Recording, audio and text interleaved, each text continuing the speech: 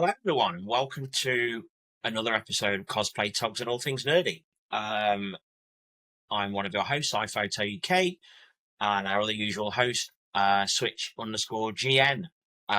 This week, we are joined by another two guests, who we'll introduce you to in a moment. And this time, we're going to be chatting about the recent MCM Comic-Con London.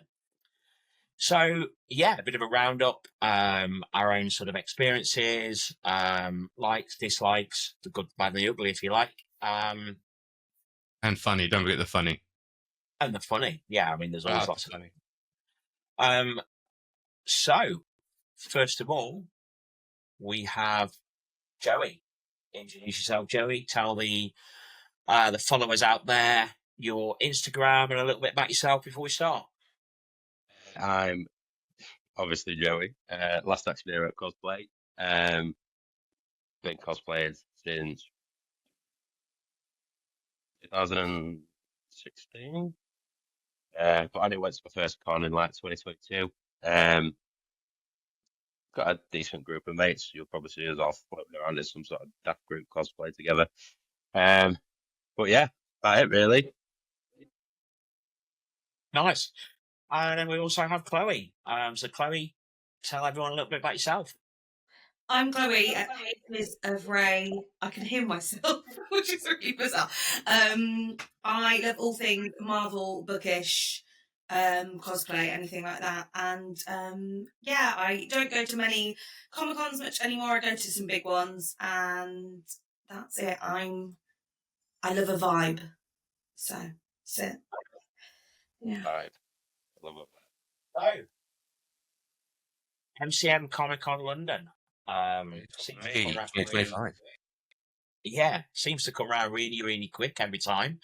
I myself was only there from sort of late Friday afternoon, and then Saturday and Sunday headed back home on Sunday evening. So sort of missed most of the Friday. Tom, you were just there. Is it Saturday and Sunday this time? I think it was, wasn't it? So yeah, no, I got in late Friday evening because obviously I met everybody. Met you at the good hotel, and then we went over to the Nova drinks and met up with a few people. So Friday evening I got there, and then I was at con physically Saturday, Sunday, and then left around the same time as you did. Cool. Joey, you were there all 3 days, weren't you? I was, yeah. I know it. No, I'm still dying. Like the con flu has been kicking my ass all week. I mean, I was on nights last night and the night People before. say that this time, actually. Yeah, I've heard a lot of people say that this week about the con flu. Yeah, like almost more than normal. I had con flu before the con. Okay. It was your fault. You brought it. It was your fault. Yeah.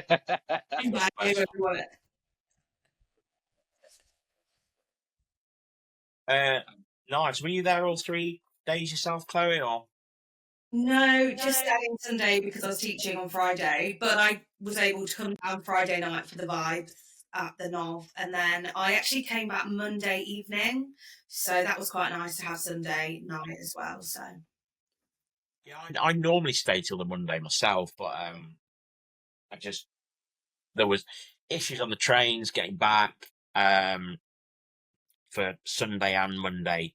And I just thought, you know what, I don't want that hassle. Joey here was kindly offered me a lift back on the Sunday evening. So, yeah. Like Shining Armour and all that. Yeah, I think we set off just before the con finished on Sunday. By that point, I was completely done. I was absolutely knackered. I think I averaged about 25,000 steps a day. So, yeah. I think it worked out on the Saturday. I walked around about 8-9 miles alone on the Saturday. Yeah. Crazy, isn't it? It is. It's nuts when you start looking at when you've got your watch on and you're looking around. You're like, oh Jesus! How many? Just out of curiosity, how far have I walked? It gives you roughly like that. You're like, shit. Okay, yeah, I've walked a lot, and felt cool. Yeah. Well, I didn't do too bad this time. I Saturday and Sunday. I just got a coffee and a a breakfast back from Starbucks, and then I think both days I had some lunch from inside, just from one of the little. I think Saturday the bagel place, Sunday the sort of panini type place. Just anywhere that's easily accessible because it's a bit mad. Do you know what? I had Costa both days and it wasn't crazy because I found a hack because I never eat at con, but because I was poorly going into con, I was like, I need to give my body some fuel. And I was like, if I go to a book panel, I can sit and eat the food and then listen to the book panelists. And it was kind of my way of getting myself to eat. And yeah, Costa wasn't even that busy. Like on Saturday, it wasn't even, I must have been waiting like 15 minutes and that was it. So I was like, that's pretty good going. To be fair though, with the Costa, I noticed back in October they had changed how they done their structure. So instead of it just being one queue one side and one queue the other side, they brought in the whole ticket system this time where you go around the other side and you collect it. And I tell you what, it works so much better that's how they do it now, because it was just a manic freefall last time. Yeah. It is a bit of manic freefall, but a more controlled, structured manic freefall. You say that, but at MegaCon in January, they had that ticket system then, and I was hanging, like proper hanging. So I picked up this shop. I picked up this bacon butty. I think it's like a bacon and cheese toasty. Took it to the till. The woman was like, "Go right down there, it'll be ready shortly. I'll show you number." I was like, "Yeah, nice one." So I'm stood there dressed as Kratos, covered in white makeup, like deer sweats. So I'm like trying not to like melt everywhere like a mini milk. Anyway, they give me this food and that. Went off, started walking off and eating. Realised it wasn't even my food, but I'd already got that far. I was just like, I'm not even asked. Like, I just had someone else's stuff.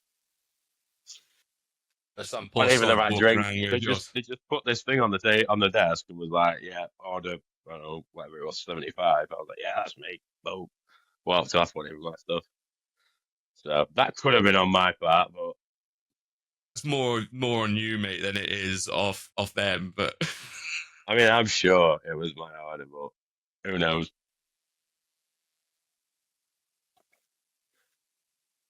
So, what are people's sort of overview thoughts of the weekend? Obviously, I know from a photographer's perspective, last October was difficult because of obviously the restrictions. People applied for permits and then they revoked permits last minute, and so you couldn't shoot anywhere outside of the con boundaries. I know this time they made a lot of changes, and they announced that ahead of time. They suspended permits completely. I said that photographers were allowed to shoot out and about around XL property without a permit. They did say that people weren't allowed to use light stands. There were very sort of strict do's and don'ts and guidelines, which I think a few of us were feeling a little bit skeptical about. But I actually didn't have any issues from a photography perspective the whole weekend. In fact, it was probably one of my most positive experiences as a photographer at MCM in probably since pre-COVID. Same for you, Tom, or? Yeah, no, I mean, obviously we had that backlash back in October where a lot of us had the permits, like you said, me and you being included on that list, and we had a lot of issues with XL security that weekend where they were forcing everyone back inside boundaries, and it was so rammed and crammed. It felt more of a security risk being inside of there because it was almost like being at like a festival or something like that, and everyone was just crammed into a pen. So was a little bit skeptical when they said they revoked permits for this weekend, but I think it was 2-3 days before the con they announced that MCM had applied for a permit for photographers, videographers to essentially work on anywhere that is classed as public access within the XL boundaries. Which was again, we were all a bit like, well, okay, does that mean just within the in the actual perimeters, like, the boundaries that they set out, or is it all across the whole of just the land itself? So, but I think this is the most positive experience I personally had with security, because actually the security that I interacted with and seen, if anything, I think I had more security guards asking to have photos taken with cosplayers whilst we were having shoots, because they just stopped waiting for us to finish, and they actually came up to the cosplayers and go, "You look really cool. Do you mind if I get a selfie with you?" That's Got a cool. selfie, and then they carried on. And I was like, I've never really seen that. But all my interaction and engagement with security that this weekend was probably by far been the best that I've seen personally. And I know others will differ, but on my behalf, I didn't have any issues. Yeah, same with me. I think. I mean, I think it's fair to say that up until about a couple of weeks before the event, I wasn't even going. I had said all along this year that I wasn't going to MCM May, purely because of my holiday to Norway at the start of the month. I just couldn't justify the cost with sort of like tickets, travel, hotel, and everything else the same month as my holiday to Norway. But then somebody, another photographer friend of mine, messaged me like in April to say, "Oh, did you know such and such a cosplayer is coming over from Bulgaria, cosplay that we both follow, does some absolutely fantastic arcane cosplays." And I was like, "Oh shit, I really don't want to miss this." So initially I was thinking about going for just a day. Then sort of like third week in April, I just thought, "Oh, sod it, I'll apply for a creator pass. Probably won't get it with it being so late." But then a week later, I got an email saying I've been approved, and I was like, "Oh, that means I better go now then." I think it was the last recording we did. I think you actually got approved that. I think that's when you submitted it, and then I think a few days later you got approved. Exactly. So then obviously I arranged,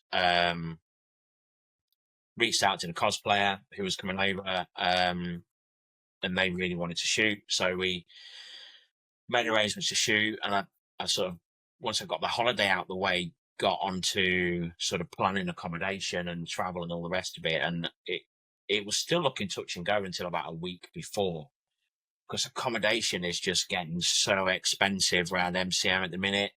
Yeah. And I think it's just like, it almost resembles the whole sort of dynamic ticket pricing that a certain ticket resale site has been criticised for in the sort of events and gig world, in that as soon as there is an event, as soon as they put the dates up, whether that be MCM, whether it be MegaCon, whether it be Monopoly for the love of fantasy, the hotel prices and apartment prices in the nearby area just go through the roof. And I just can't justify spending like £800 to £1,000 for a weekend at MCM, or no, I won't say MCM because that's unfair. At any mainstream con, it's just too much. So I generally tend to favour like sharing apartments with friends, but obviously at that late notice, it was a bit touch and go. Fortunately, a good friend of mine, Andy the Golden Pie, give him a shout out, amazing tog, give him a follow, said to me, you know, him and some friends were renting an apartment over in Canning Town, and it had got a sofa bed, and I could have that for the weekend for a very reasonable price. And so took them up on it, and that was it. But I think overall, my experience at the con as a whole, not just with security, was probably one of my most enjoyable MCMs since pre-COVID. It felt like a really great community feel, really good fun. Everyone was willing to have a laugh and a joke. Even security themselves were quite sort of jovial in their communication, their interactions. Just generally had a really great community feel. I think we got really lucky with the weather as well, because Yeah. the week leading up to it, it was looking really dicey. I think we had a bit of rain on the Saturday, was it? In the Saturday morning, I think, yeah, it was a little bit, but it wasn't bad. No, other than that, it wasn't too bad. So guys, what about you guys? How was the feel and the vibes and stuff like that for you guys? Do you want to go first, Joey? You can go first. You can go first. Go on. No, I have always enjoyed MCM, and so I've always had a positive experience. But I will say, I did notice last year in October, you can feel that because of what was happening with photographers, it was just kind of bringing the atmosphere down, and that people were getting so frustrated, especially because we all love doing it and it's such a great hobby. It's upsetting when things are like causing problems. And but yeah, this time round, I mean, I loved October as a cosplayer. I've never had a problem at MCM, but I know in the past that security could be quite blunt and quite rude or kind of intrusive. I've known people who have a lot of problems with like even props and things like that with security. But I found, this time round, everyone was really friendly and happy. And I actually had a book trolley because I'm an old woman, but also because I was fed up with carrying like 20 books around. And I thought that could end up causing a problem. I had buttons, I had guns coming out of it because every cosplayer wanted to leave all their crap inside my book trolley. But they were also like, it was all fine. And I had a really positive experience. I found in terms of crowd levels as well, Saturday obviously is very busy at MCM, and I was inside the whole day, which was a first for me. But because I wanted to do all my things on the Saturday, it meant I had Sunday to really focus on like shoots and being with other cosplayers. So I was like, oh, how's that going to be being inside? But actually I found like it was busy, but it was busy in a positive way. Like everyone was enjoying themselves. People were respectful. There didn't seem to be any problems. Crowd control was done as well as it could be. Shout out to a guy called Ross because this is like the bookish area, which I don't know if you're into books or not, but it became really popular this year, and I'm really glad about it because it's such an incredible thing that MCM offer that's free. And the problem was they had some massive authors, and because it's free to meet them, a lot of people came to MCM just for that, which is incredible because we're introducing more people to this cosplay world, and like, what more do we want? But it meant that crowd control got very out of hand quickly, and there wasn't enough people in that area to help support that in terms of MCM employees who probably weren't, kind of told much about it before. And this guy called Ross who works at MCM, shout out to him. He works at MCM or Forbidden Planet. I don't know which one, but I see him every year, and he's just incredible. And he upset a lot of people by doing the right thing, and I love Ross, so shout out to him. But yeah, overall, really positive experience. Finally shot with Tom for the first time. That was a So, of course, my weekend was made from that one interaction with you. So, It's probably worth mentioning as well, I think, from my perspective, like in recent years when MCM has just got busier and busier, it's always felt like a bit of a problem going from the outside area back into the Consbury West entrance and then back out again. yeah. This year they moved the area where people pick up their creator and industry passes and their accessibility passes round to the little entrance off the side opposite Stone. I think it was. It became like a separate hall just for that, and then another hall further on for collecting normal tickets. And I personally felt that this really freed up that west entrance area. It allowed them to have one double door at least each side open for coming outside, and then the two central doors or the three central doors for going back in.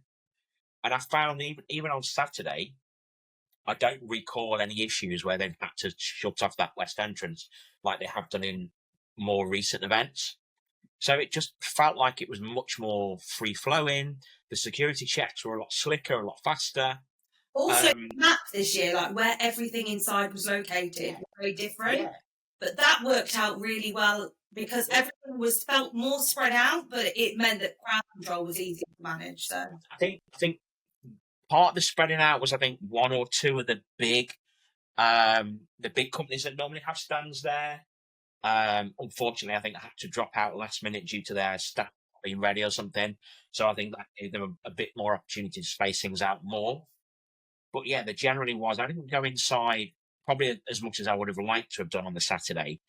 Purely because for me, I struggle when it's like too hot and humid, and inside didn't feel like really, really hot and humid on the Saturday. So I spent a lot of time outside. But when I was indoors, it did feel much better than previous Saturdays. Definitely felt more, you could move around a little bit with ease, a bit more. Even though it was busy, you still had that control of being able to walk about and not feel too claustrophobic in and around people and whatnot. So yeah. The thing is like people that complain about how busy it is, it's like it's one of the biggest Comic Cons in the UK, so it's going to be the biggest, and it is the biggest UK con at the biggest UK venue, and cosplay and Comic Cons are, you know, continuing to increase in popularity in the UK. So it is only going to get busier. So it is something that, you know, we just need to embrace and get used to, really, and sort of manage ourselves in our own way to deal with the situation and how busy it is, you know, in whatever way we're comfortable doing so. What about you, Joey? I had a great time, like a really good time. So, obviously, I drove down on the Thursday, met up with everyone. Was like, yeah, we're just gonna have a chilled one. We're not gonna have a drink or anything. We'll just go get some food, and then we got drunk. But that sound like you. that's the Thursday. I mean, the con itself was brilliant. Like, you're making me out to be an alcoholic here. I'm not that bad. Be on a con weekend, yeah. On a con weekend, like my blood's like 99.9% alcohol. But so obviously Friday I was Kratos, and we had our little God of War group, and it was brilliant, like unreal. And it wasn't too busy on the Friday, so it was nice, especially when I was wearing all that leather armor and fur, because like I thought I was gonna die. In fact, at one point I was pretty certain I was gonna die. And then we was getting stopped so much, and like back to sort of the thing with the security and stuff. One of them said to me, he comes up casual as anything. He goes, so what was it like to kill your dad? And I was like, what? I'm completely forgetting I'm dressed as Kratos right now. And obviously, spoiler alert for anyone who's not played this game from the early 2000s, but he killed his dad, who was Zeus. And I was just like, come again, mate. Like, my dad's still kicking, you know what I mean? Like, and then I'm like, this is like, my head's still foggy from the beer the night before, and I'm like, mate, what are you on about? And then he was like, Kratos. And I was like, oh, God, yeah. Like, and we had some really good interactions. Like, me and Dan were just bumbling around most of the day, dressed as Kratos and Boulder. Dan had the time of his life because he had, like, no shirt on or anything. And he was just in the most, like, airing out cosplay you could ever wear. Like, he's just got some pants and a bit of fur around him. Like, so, I mean, it was obviously a lot more like a mint, but like we got pulled aside by so many people, and some guys, I don't know who they were, that pulled us for this little quiz. They're trying to bring back PlayStation magazine, so they started showing us all these PlayStation characters, and they showed us some like really obscure ones like towards the end, thinking they were going to catch us out. But what they didn't know was Dan was a very sheltered child, and all he did was sit and play his PlayStation. I mean, that's probably not true, but he did know him, so we got away on that one. But yeah, so that was Friday. Saturday, I could not see a thing all day. Like, I was dressed as Conquest. Like, we got drunk on the Friday night. Woo. Went back to my room, shaved my beard off, and just left that big, horrible tash for Conquest the next day. Woke up the next morning, the mirror right next to my bed, and absolutely shit my pants. It was like, whoa, who are you? Like Charles Bronson laying in bed. But then Yeah, so with Conquest, I had that white out contact lens in this eye. And this eye's a bit hazy as it is at the best of times. So I'm walking around like this, like all day. Most crowded day of the weekend, by the way. And it was red hot. So I was actually surprised that the little hairpiece bit that I had stayed stuck on my head, like through like the immense amount of sweat. But that's muscle suits for you.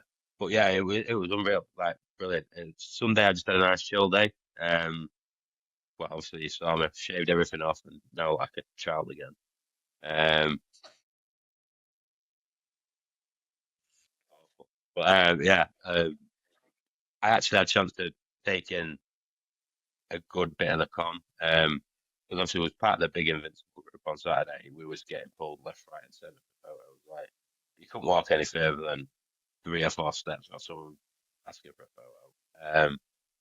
I mean, it was very similar with Kratos, our little God of War group. But Sunday it was nice to just go a bit incognito, chuck some civvies on, have a little walk around, and buy my missus and kids some bribes so I can go next time. So, yeah, it's a good weekend. Good weekend all around. Nice. Yeah. So, I mean, where did we go from here? So, obviously, I think I was there on a creator pass.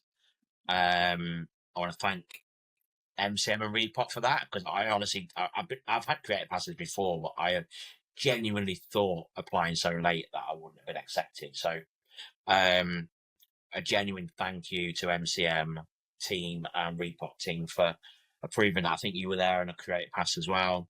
Chloe and Tom, you bought your ticket, Joey. I know there's been a lot of. You don't mind me asking, how much did you pay for your May weekend ticket? I think including the booking fee, it was £97. But £97. Was worth every penny. So I know there's been a lot of, and we sort of ummed and ahed where to touch on this subject before we clicked record, and we thought, you know what, we're going to, because there's been a lot of chat about this recently online. And everyone's got, It always seems that we do. Yeah, and I mean, everyone's got their own views, and they are fully entitled to their views. So we just thought we'd share our views on the subject matter of ticket pricing for MCM. A lot of people sort of not happy about ticket price increases, etc., etc. But I will say, with that in mind, £97 for a May ticket with booking fee, that's the same price as October. So I'm looking at the prices now, 3-day ticket, £97, including the booking fee and taxes. Now, typically October tickets are normally a bit more expensive than May.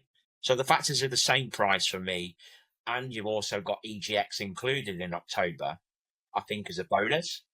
Which is also a good point in the Rangers, because they normally announce the October ones, even though we all know when October's MCM London dates are. I mean, it's always the last full weekend of the month. Yeah. But there was that speculation, like, okay, are we going to see EGX back for the October one? Are we not? And I think when they did the original announcement, okay, MCM will be back in London on blah, blah, blah, a day in October. It didn't say anything about EGX. So I was a bit like, oh, is it just MCM? This separately, didn't it? They came out like a day later and said EGX will be returning with MCM in October. But I also think their post for the EGX one was they're also coming to Birmingham in December. Yeah, which is really exciting because I think, you know, obviously with the issues last year for some of the TOGs at MCM, kind of like put a dampener on things. And initially for myself, when it all cracked off, I was like, shit, man, that's kind of like ruined my weekend. But then I sort of took a step back and went inside and spent some time looking around the EGX bit and the MCM bit. And having EGX there as well, as someone who's a gamer, it kind of like saved the event for me in October in a way. And it turned what was a negative, it forced me inside to go and look around. And it kind of then turned the whole thing into a positive. I then really enjoyed the whole weekend. So I was sort of really hoping that they were going to bring EGX back this year. And the fact that they're now doing it for Birmingham as well, I think is another really big plus. Particularly like with this year, there was no Insomnia. Obviously, Insomnia has been reborn from the ashes. We'll touch on that another time because this episode is about an MCM roundup, but it is nice to have a sort of gaming based event, or at least some gaming focus coming for MCM Birmingham at the end of November. But yeah, ticket prices. I'm looking at the ticket prices now and I'm thinking, yeah, okay, I've got a creator pass. I will apply for a creator pass again in October. I might get it, I might not. But I will say here and now, if I don't get it, I'll still buy a weekend ticket.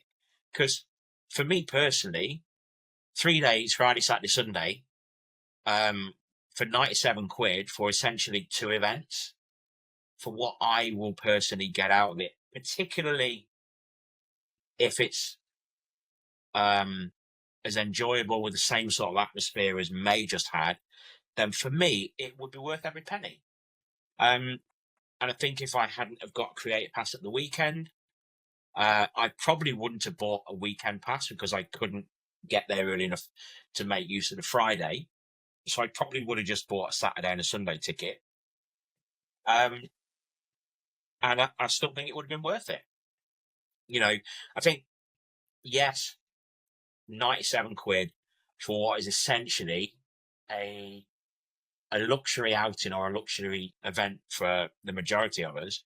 It is a lot of money. I do get that. It's a lot of money for me. And I work a full-time job. I've got a business and it's still a lot of money. But I think for value for money, I think it personally for me is worth it. Yes, I do feel there was a little bit less inside this time, but that kind of improved the event for me, not made it worse, because it just gave space, particularly anyone that struggles with confined spaces or you know, collections of masses of people. For me, that's a bonus. And people also need to remember this is the biggest UK mainstream con, hosting at the biggest UK venue. Speaking from someone who co-runs a UK cosplay events business in the UK, I know all too well how expensive UK venues are. You know, going back to our recent event at Magna, SecretCon Magna, in March, that was by far our most expensive venue for date. If I told people how much that cost, it would make your eyes water. So I dread to think just how expensive MCM London is for ReedPop, owing to the fact as they book the Excel exclusively. That's a huge venue. It's a huge financial outlay. Then you've got all the guests and all the other bits that go along with it. So, yeah, okay, tickets have gone up. Since I first started going to cons, tickets have probably maybe close to doubled. I think they're about 50 odd quid when I first started going in 2017. But just look at how much your shopping's gone up in the last 6 or 8 years. Look at how much your household bills have gone up. You know, so proportionately, I think it's, you know, justifiable. Do I think MCM are, you know, cashing in on the popularity of cosplay and all the rest of it? No, I think it's probably gone up proportionately to their costs. You know, that's obviously just my view. I don't have any figures and facts and data to substantiate that, but for me, I think it's worth the ticket price. I do see, I don't know whether they've done this previously, but I do see they've now added a VIP pass for October. Yes, this is a first, I think, for MCM, and people do correct me if I am wrong, but I've never seen a VIP pass. But you do get them at the likes of Star Wars Celebration. You get them at the likes of other events potentially around in the UK, like I believe Monopoly might do them as well, potentially. And I know some US and overseas cons do exactly the same thing. And I think, okay, so the VIP 3-day ticket costs with fees £201. Now, they're saying what you get there is guaranteed first access, the show floor, fast pass lines for autographs, photo ops, first access to all panels, reservations, main stage VIP queue, VIP lounge with hot beverages and refreshments, and VIP lanyards, exclusive pin badge, and 15% off merch at the official MCM store. Now, if you are someone who is going to the con and you're going inside and you are someone who is doing autographs or photo ops and you go into the panels, in my opinion, I believe this is probably a good deal. You're paying a bit more, but if you're that person that goes solely to the events for photo ops, getting merch, going to like big panels that get busy, that you need to be there potentially like 45 minutes to an hour before you get in, so make sure you can get a seat. If you're someone that does it for the con for that, then I think £200, that's not bad for 3 days. That's 3 days, and you're going to get on express line, especially if you're going to autographs and you go into photo ops and panels. Now, It's like you said about time though as well, because how long you can end up queuing for a panel for your autograph, that could be most of your day, and so therefore it's how much your time is worth in terms of money too. So I think it's fair to say that the VIP pass is probably not aimed at the majority of cosplayers and certainly not photographers. It's probably aimed at more your sort of your general con goers that are really into the whole sort of the whole It's a bit like theme parks, isn't it? It's a bit like theme parks. Like, so we went to Alton Towers recently, and there was people coming through like the fast track queues and stuff. I mean, it was a pretty quiet day anyway, so it was pretty worthless buying one of them. But I was speaking to this guy. He says, "Oh," I said, "How much did you pay for this?" He was, "Oh, 150 quid for the day." Bearing in mind the ticket to game was like 33 quid. Right, so in his head, he's paid 180 something quid because that's what he wants to do. He wants to make sure he gets on everything as fast as he can. Blah blah blah. That's fine. My head, I've been like, hang on, pal, I'm from Yorkshire. I don't pay anything I don't need to pay. So I just pay 30 quid. But I've done the exact same stuff that he has in that day, but you can never guarantee that. So if you want that peace of mind, you know, and obviously MCM is a very busy event. So, you know, if you want that peace of mind to be like, right, actually, I'm coming here for X, Y, and Z. I want to see this guest, this guest, and I want to sit on that panel. Then I want to make sure I get to do it all. Then yeah, it's worth its weight in gold. Like, and people will pay it. And I think this is where a lot of the stuff's coming from. People kicking off about these VIP passes. Like, it's nothing new to cons. It's like you say, Monopoly and a lot of American cons and stuff do it. MCM are just bringing it in for people who have maybe asked for it. So I think there's a lot of misplaced hate around this as well, misplaced anger, like because like we were saying before about accommodation and stuff. Like I was looking at October the other day. I was still a bit on the fence. Like I'm supposed to be working that weekend. Might be ill. I don't know. Who knows? I'm joking. If you see this, He's not. I'm joking. So yeah, I'm meant to be working that weekend, but I was having a look, you know, just out of curiosity, what accommodation was looking like. So this time round, for 3 days at Novotel, me and two of my friends, we paid, it must have been about 500, £600 between us for 3 days, which, off the top of it, it's still steep for 3 days, but it's right next to the con. Didn't mind that's paying a bargain for the knob. Exactly. This is what I mean. And then I looked for October, £845. £845, right? We booked a holiday. Oh God, this is how passionate I am. Just not my head up. We booked a holiday not long ago, right? For me, my wife, and the 3 kids. Yeah, abroad, 8 days all inclusive. It cost us I think, just over £4,000. Yeah.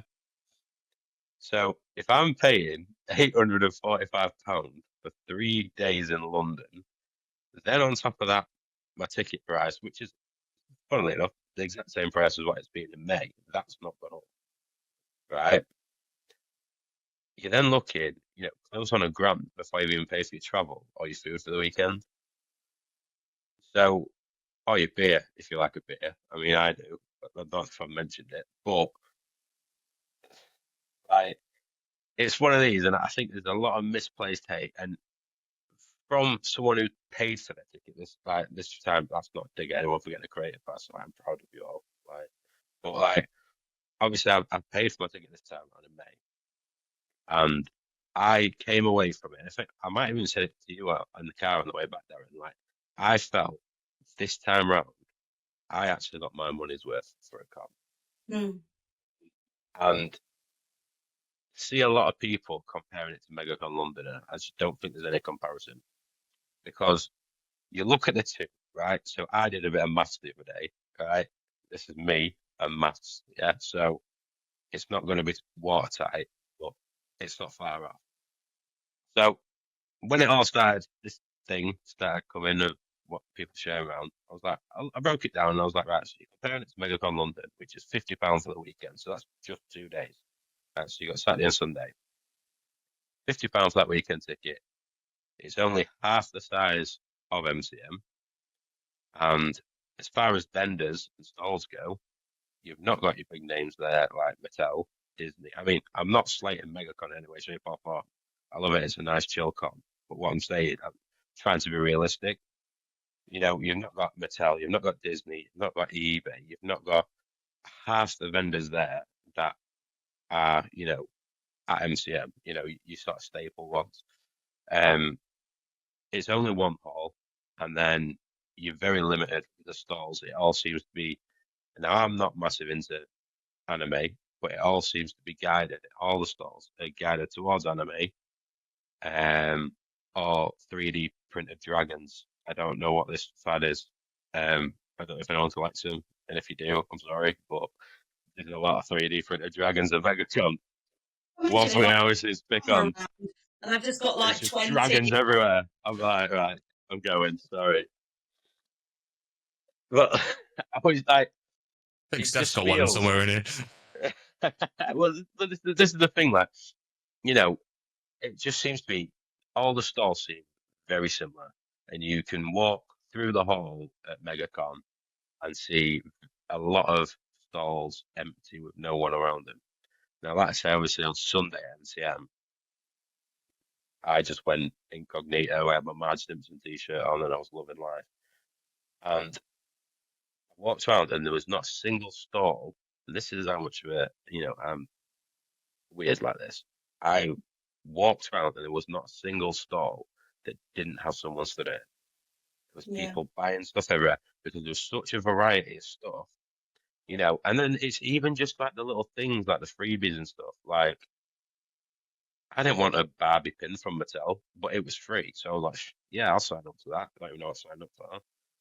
But I got a free I'll say pin. actually, I think obviously people saying, "Oh, there wasn't as many stores inside this time," blah blah blah. Whilst that may be true, I'll also say that there wasn't as much, like you just say, there wasn't as much repetition. There was a lot more variation. Like some MCMs I've been to previously, there's like 10 of this store, 10 of that store, 10 of that. They were a lot less exclusive, and I would rather have stalls that are spaced out, less stalls with more variation, Yeah, than definitely. a crammed hall with nowhere to move around, with like dozens and dozens of the same thing, because it makes the con hall too busy. It dilutes the trade for the people that have got the stalls. So if there's less variation, then by definition, each of them stall holders potentially got more possibility of business. Because the stalls aren't cheap to to rent out at the con. So if there's more variety of things, then each vendor there is going to have more of a chance of being able to sell what they've got.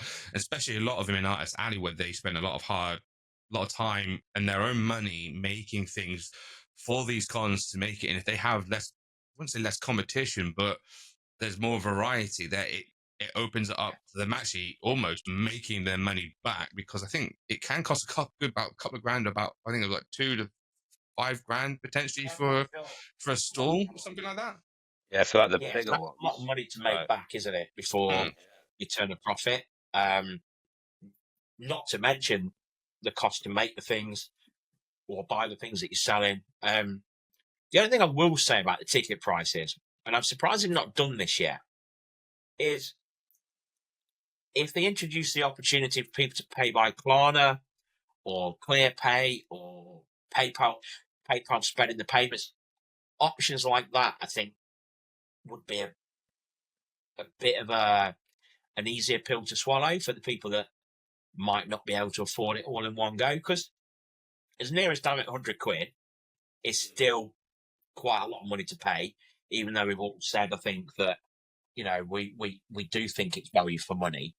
But if they introduce some sort of, you know, Klarna or whatever option, I think that would probably, because I know some cons have done that, particularly on guest appearance tickets and photos and things like that. I just think it'd be another good way of maybe sort of helping people out. I'd be surprised if we see that in the coming months, or maybe not coming months, but maybe in the next few years, we potentially could see that at some point, especially at a con. For if you're pre-booking them, like obviously if you're doing it on the day, then you're going to have to pay full price on the day if there's still availability left. But I feel like, it's a good shout. It's not a bad idea. I reckon we will potentially start seeing that down the line. Jumping back to what Joe was saying about the difference between sort of, we're going off the pricing for the difference between MCM London versus MegaCon London. And this is not any shade at MegaCon, because I love MegaCon. It's a different con. It's a different vibe. Anyway, looking at what their pricing for the weekend is, which is reminding, it's half the space in the XL and less time. It's still £50 for a weekend ticket.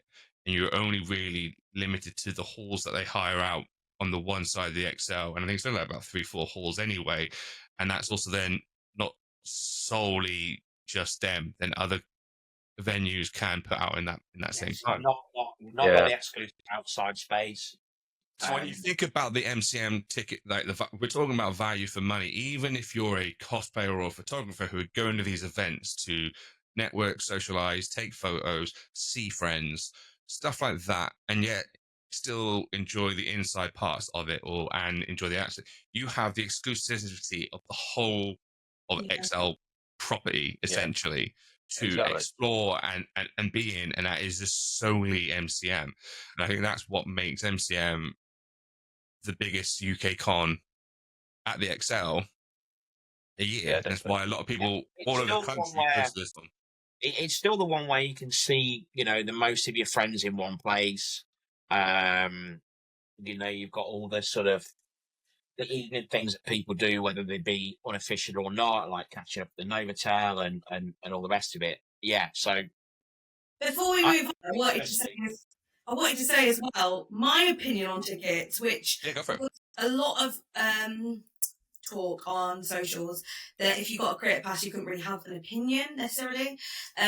As Darren said, I'm very, very grateful to MCM that I received a credit pass. It's not something that you definitely will receive. I've paid for tickets in the past.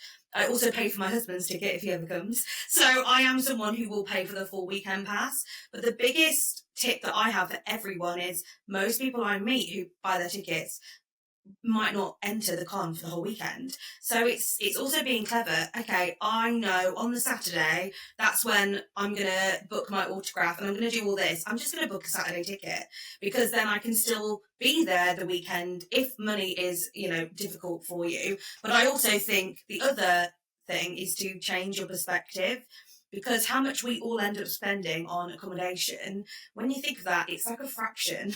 The ticket is a fraction of the price I'm spending, on. Exactly, yeah. So I just think it's also about being clever about when you're coming, and also like not being afraid. I did Saturday and Sunday, and I, of course, wished I was there on the Friday because all my friends were there, but it was still the perfect amount of time.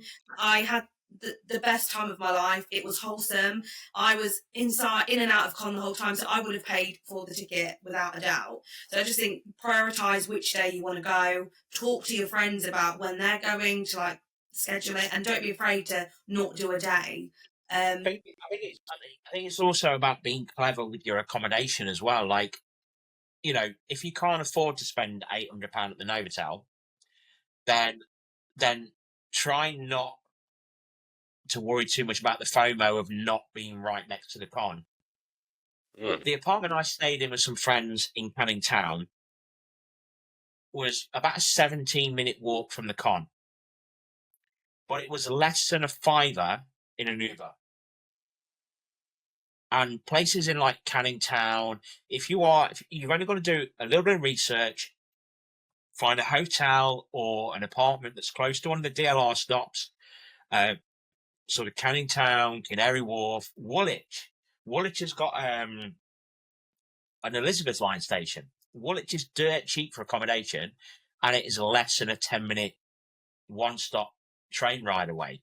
So if you are on a budget, look to stay that little bit further away. You're still not missing out on anything because you're still, the DLRs, the Elizabeth line runs till very, very late on into the night, early hours of the morning.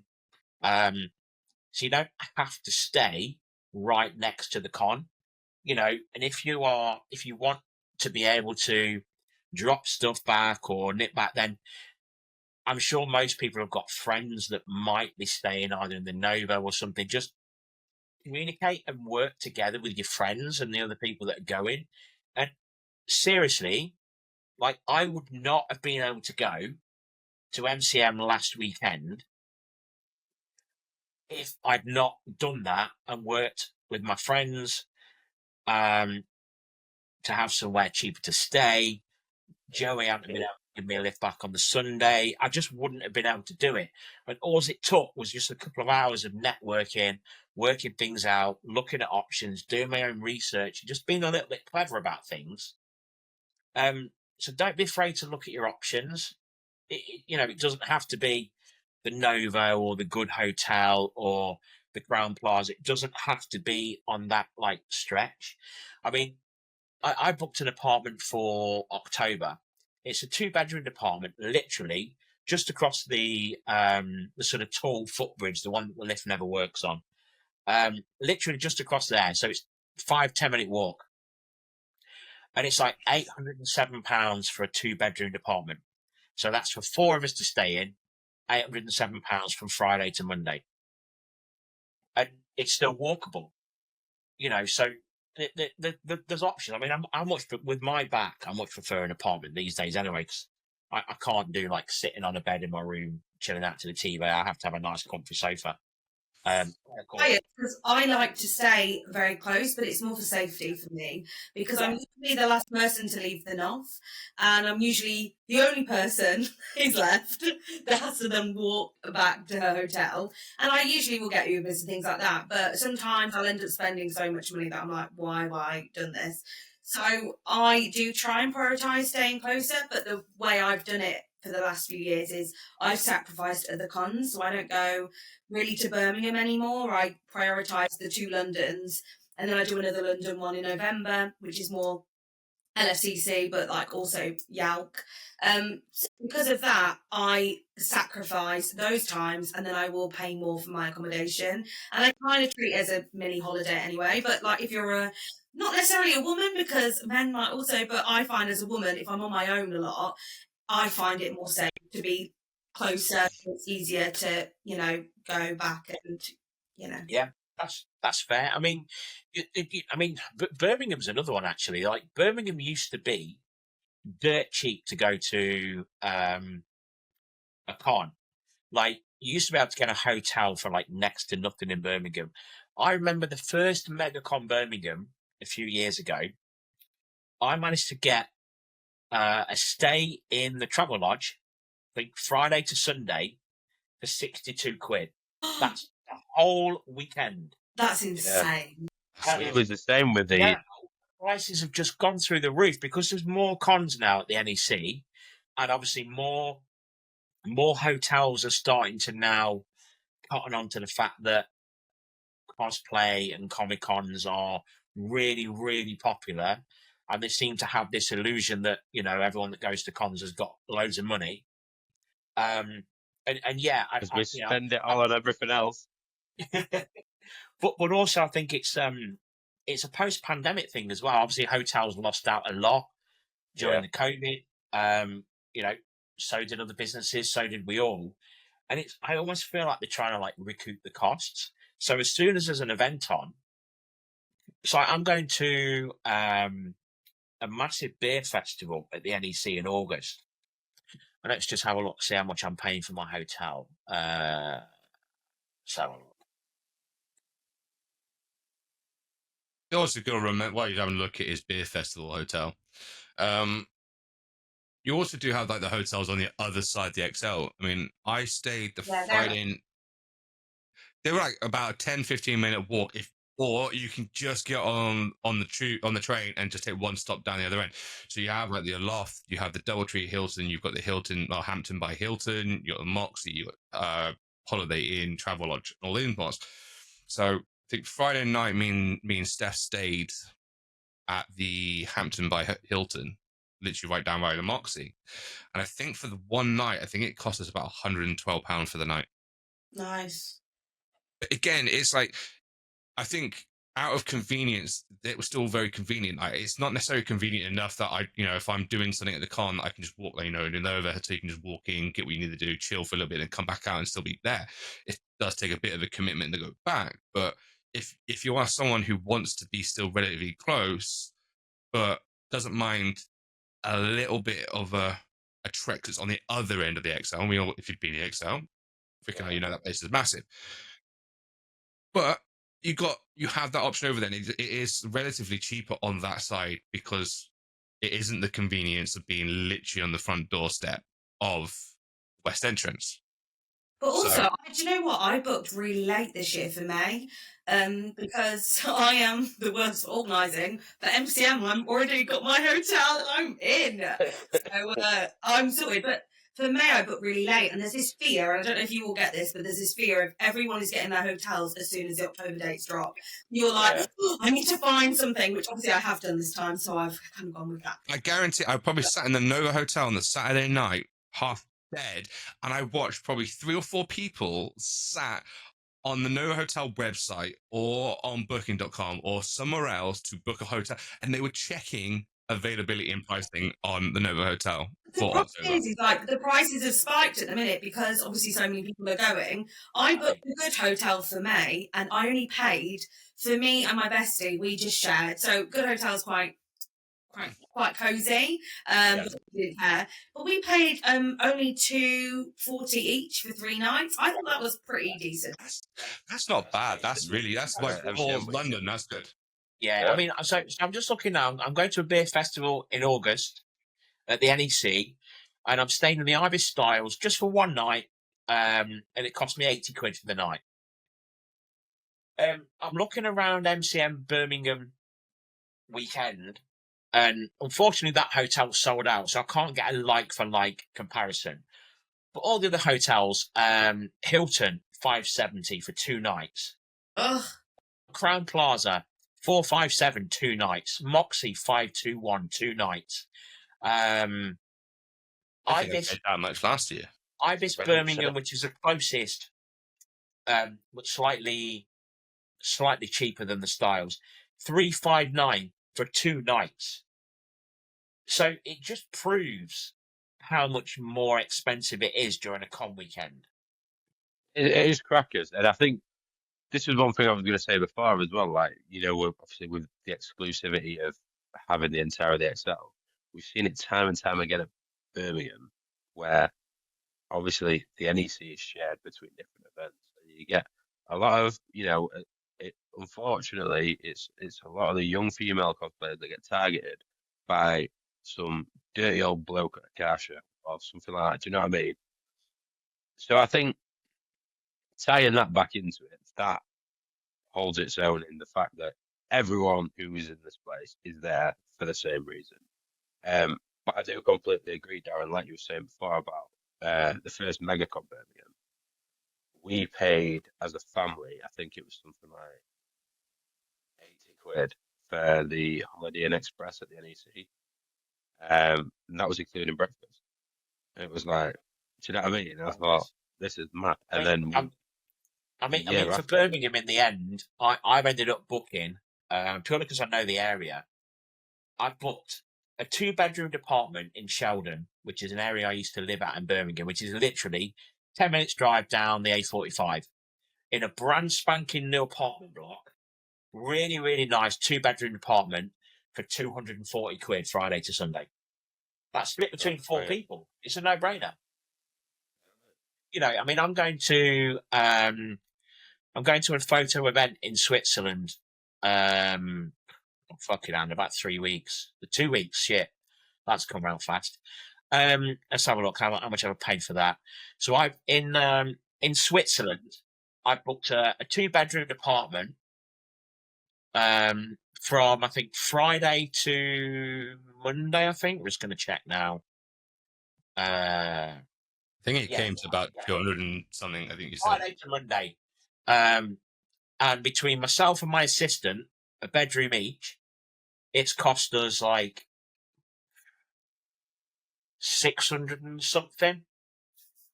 Between the two of us in Switzerland from Friday to Monday. You know, like 650 each.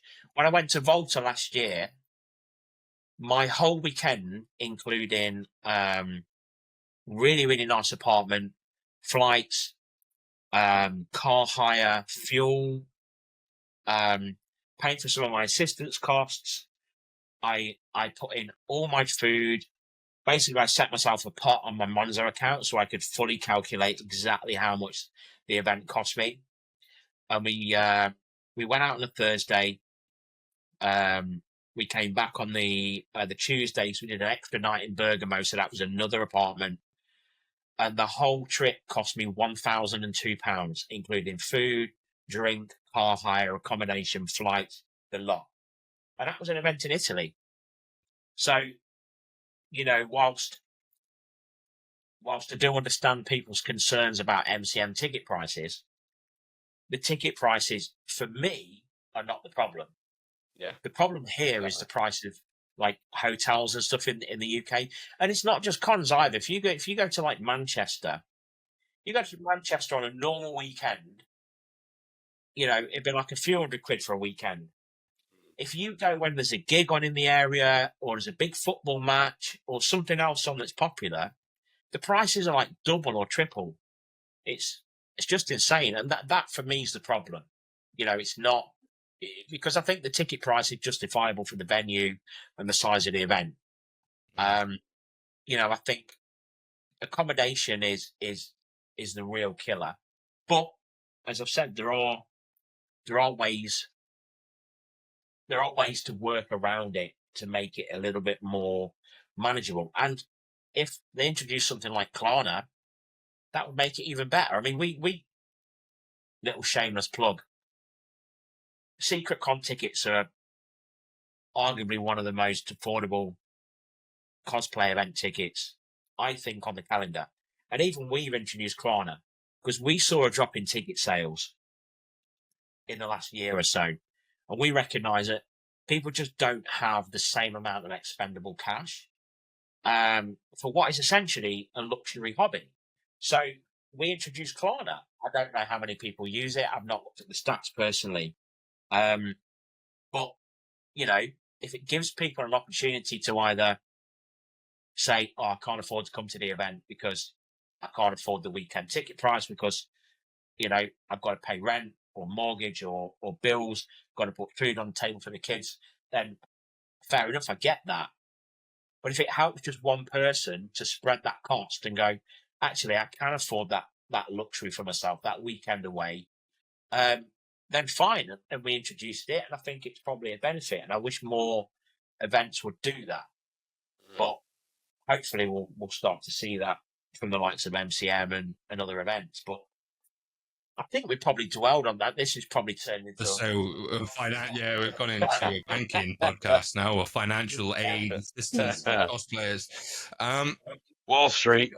Wall Street numbers. Here we come. Here's the stock exchange for whatever. There is something I wanted to bring up, and it's directed at you, Chloe. So you mentioned earlier about the whole book side of it, the the book genre is starting to kind of make a more of a bigger appearance in MCM. I know this because my other half is also very book orientated and is still trying to get me to do that you're saying, and I can't get off of one book series in a minute. Anyway, so I know you went and you met was it Callie Hart, who did the Quicksilver books, and I know there was a lot of hype around this, and I know a little bit about that. I feel like you know where I'm trying to get to, because I think it might have been something to do with the queue. So right. I think what I'm going to say is, you being a big enthusiastic person for books, how do you feel that MCM has done with like evolving that genre now over the last little while? Give us your thoughts, like, because obviously you went to some of these meets recently. Yeah, I think like the first time, I can't remember how long ago it was when I first found the book area at MCM, but it wasn't very publicised, and there was authors there, amazing authors, but not necessarily people that had been advertised. They were advertised, but I feel like the right people weren't seeing the posts. Anyway, this was the biggest MCM for the book area, and it actually was very overwhelming, the queues and all of that. But for someone who has worked really hard to try and promote the MCM book stuff, and MCM have kindly shared a lot of my posts about the book area, so I can see that they are also trying to reach a new audience. It was incredible to see and witness. My one thing that I would love to talk to MCM about with the book stuff is, I think the one thing that was hard this year was where the writers' stage was, because it was very much in the middle of the con, and it meant that even though they have microphones, it was pretty easy to hear if you were in the first like 7 rows, but further back it wasn't. And also because it was just open, it meant people who were just wanting to sit down would take those seats. And because we had some big authors this time, I've invited them, but because they had a lot of I'd like permission, please. Because they had a lot of big authors coming, it meant there was a big crowd kind of gathered around, and then like with the queuing systems, things like that. But I do think that they will reflect, because before, when they've had big authors, they've done an author signing in a different area. But yeah, the book area for MCM, I will always promote, because I just think how incredible that you can bring something that a lot of cons don't have, and you open it up and it's free. You don't have to pay for a signing. You can bring your own books. You don't even have to buy the books from there, but they also supply all the books too. So you can buy them from Forbidden Planet, which is such a awesome thing, because you don't have to drag them around in your book trolley like I do. You can just buy them. And and again, like, all the panels are incredible. They get a really good person. This time they actually used an author to do all the questions and answers. But MCM, if you're looking for someone to be on the stage and interview, I can talk the head of a donkey. But no, it's just a really cool area. A lot more bookish cosplayers. You might have noticed as photographers. A lot more people dressing up as book characters. Really cool to see. It's becoming quite mainstream, and it's just very like nostalgic and cool. But I just think the fact that it's still free and anyone can go and do that, I think it's really awesome. And thank you to the 2 girls in the queue that were meeting Callie and said the only reason we knew about this and came was because you posted about it. So thanks, girls, for that. So with that, then, do you feel like there could be a bit more from maybe like from the social element of it, then from the MCM side, that they could push the book side of it a little bit more? Because obviously we do see them push out, like, okay, we have this voice actor from this anime, or we have this actor coming from these ones. I know they still do it with the book book ones, but do you reckon we see a lot more of repetition with I think it's voice actors hard and stuff like that? because I agree with what you're saying. But I also think the problem is MCM's main crowd is not bookish people. So the posts are being kind of lost because not as many people are into that or like sharing or liking those posts. I will say the MCM content this time, and I've commented on there recently saying like the content is elite. It's been hilarious and been very clever. And but they have been really good with like I like to do a like tip and trick for like the bookish area for MCM and share the authors I want to meet and things like that. And they always share that on their stories and things like that. So I feel like they use other content creative, which is, you know, why we get the pass. So I feel like they're using that, which is a really good idea. Like you might as well use people who are actually there living their bookish lives, like use that. But I also feel like I love that they do the writer's block post. So they'll always post on their social media and then you slide and all the authors are there. But before they even announce all of them on their Instagram grid post, the thing that I tell everyone is go on their website because they have a list of the guests and you can actually filter it. So you just put artist signing, author signing, and it will come up with them all. I think you just have to know kind of where to look. And I think now that MCM are getting a bit of a rep for book stuff, more people are seeing it. But I think the content is there. I just think people might not see it as much. But it would be fun to do more content with some of the authors. So if they ever need anyone to do any content with the authors, I would also love to do that. But I think that's like a way in, isn't it? Of like getting Callie Hart to do like a TikTok or something like that. So I feel like over the last, I'm going to say over the last 12 months, we're definitely seeing a peak within that book area sort of thing. I think it's always been there, but you look through social media, you look through reels, you look through TikToks, you're seeing more of that book genre and people bringing these book characters to life in their own imagination or their view, especially from a cosplay perspective. I felt for me, right. It's nice to see because it's just, I think it's opening up the whole cosplay genre, because before it used to be TV characters, movie characters, game characters, obviously anime characters, but now more and more people are opening up to cosplaying book characters, which obviously is a lot more open to people's interpretation, because, you know, if you've got someone that's in a game or an anime or a TV show or a movie, they are there in front of you to, I'll use the word compare to, because, you know, people sometimes get judged in the cosplay community. Oh, your cosplay doesn't look like the one in the movie, or your cosplay doesn't look like the one in the game. Whereas if you're doing a book character, what is there to judge to? There is only a description and the way it's written. So it does leave it really, really open to people doing like their own versions, their own interpretations of that character, which I think is absolutely fantastic, because it just makes it a lot more broad across the scale. Jim, like carrying on with what you're saying is as well, the nice thing is, like you were saying, there's not a reference image, like it is what you bring. It's also really good because as a cosplayer, my favorite thing is the artistic side and creativity. I love making mood boards. I love having visions. I like being part of the creative process if I'm allowed, if a photographer doesn't mind me being really in their space. But I will say with book stuff, what's really nice is the people that cosplay the character know them inside out, because they are cosplaying them because they care so much. Not because it's just come out of the latest Marvel film, which I did also cosplay, but it's, you know, I feel like when you meet someone who's cosplaying a book character, you're going to get good images, you're going to have good conversations because they really embody and love those characters. And like you said, you can shoot with two different cosplayers that are cosplaying the same character from the same book, and there will generally be at least a slightly different variant, because it's their own. It comes from their own connection, because, like you say, there are no sort of visual images out there to compare to. You know, they can put their own spin, their own vision, the way that they connect with that character. So as a photographer, that's really interesting for me because it really broadens my scale. Because I That's what I was going to say. I use Marvel and superhero fatigue.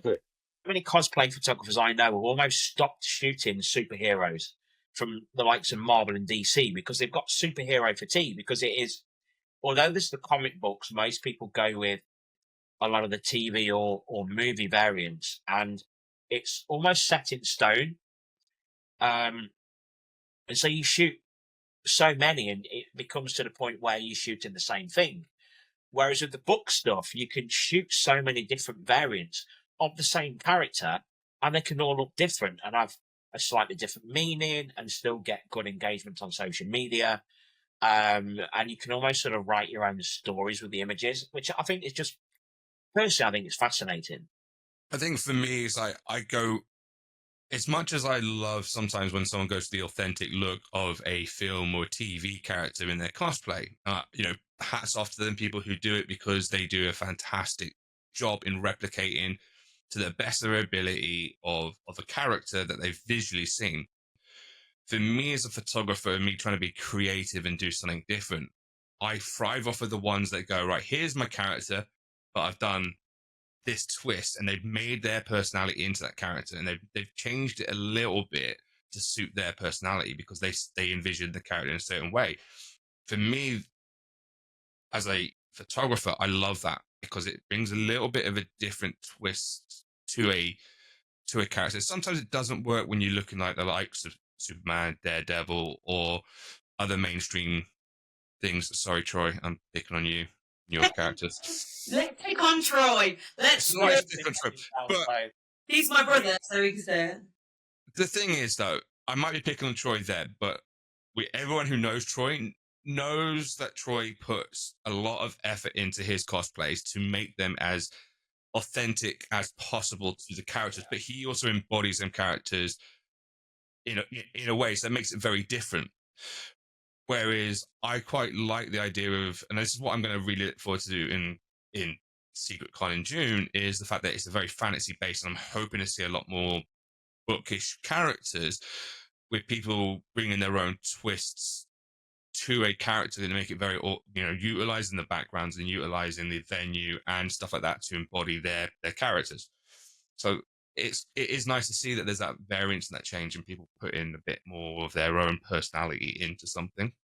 I do find it's harder to shoot as a book character in ways, though, because as a cosplayer, I find that not as many photographers want to shoot book characters because it's unfamiliar, and I get that completely. But then I find that I don't necessarily reach out to shoot because I don't think that's kind of what they want to do. So it'd be really nice for more photographers, like you two were saying, like how much fun it is and all of that, for more photographers to also want to kind of step out of their comfort zone and also ask questions, because it's okay to be unfamiliar with things. I don't know anything about any game, right? I am not a gamer. I'm sorry to say. I'm sorry, Joey. I'm not a gamer. But you know what? It's Joey time now. I can't read. It's fine. All books. But the thing is, I'm not a gamer, but I don't shy away from going up to someone and saying, like, your cosplay is incredible. I don't know who you are. I don't know where this has come from, but you look really sick. And then they go on to this spiel about who they are, what the game is, and all of this. And I'm never going to play that game, let's be real. But it's really nice to show that interest. And I think it's becoming more... Some photographers do shoot book people, so hats off. But I think as a book cosplayer, I don't necessarily go out of my way to try and shoot with photographers, because also I don't want to waste their time either if it's something that's not there kind of in their vision as such. I think the best thing you can do in regards to photographers is have a conversation. Be in the likes, if you know, have a conversation with them, see if they're interested. If they're not interested, it's acceptable. It's perfectly fine, because there will be a photographer or a individual out there who will be hyped to do something or go, I see the vision, I want to do it. Not everyone, it's not going to be everyone's cup of tea, but then that could be also said the fact that I'm not an anime person myself. I can appreciate an anime costume, but that doesn't mean that I'm going to shoot that person, because for me, I might not see it and go, it's just not quite what I want to do. And it's nothing against the individual who was cosplaying, because they look fantastic. Like, they really do. And I have never any issues with it. It's just even as a photographer, sometimes you've got to say no to certain things So because it doesn't fit. communication.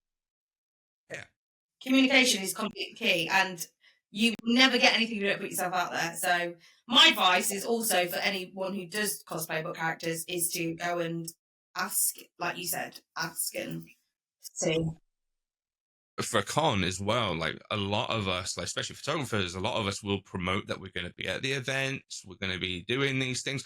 Have a look, have a conversation. Like you can look through their profile, see what they've done.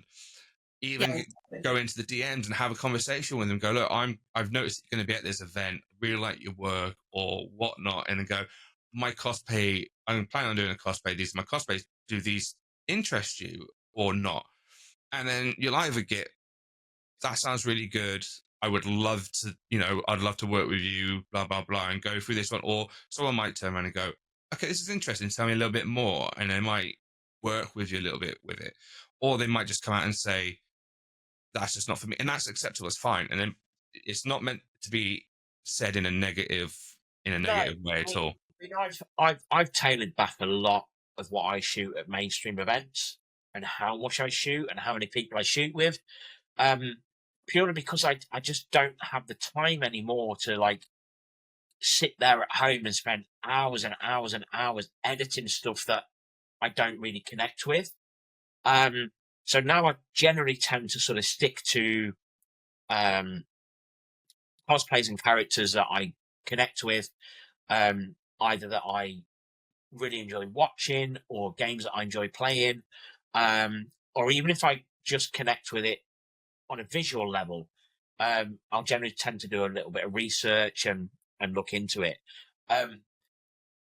So I sort of massively strip back how much I shoot at mainstream events, but I always now also try and allow a little bit of time at each event to work with at least a couple of new people at every event, because I found that if you close yourself off too much, you do end up just shooting with the same people all the time. And you kind of like, me personally, I find I sort of stagnate a little bit. So I like to work with at least a couple of new people at each event, even if it's characters that I'm not necessarily familiar with, but visually they pique my interest. Because then it really, I find it really helps with networking as well. I've got a question for you as photographers. So, obviously, we spoke about the superhero fatigue before. I think Darren touched on it. And I completely get. I mean, as a cosplayer, I got that. All I used to do was superheroes. But what I've always done is I've always done a more niche version of the character. So, like when I did Wolverine, for example, like I didn't do Hugh Jackman's version, and there's absolutely nothing wrong with anyone doing Hugh Jackman's version, like especially the new suit, banging. But I went for a comic book style suit that's maybe not seen as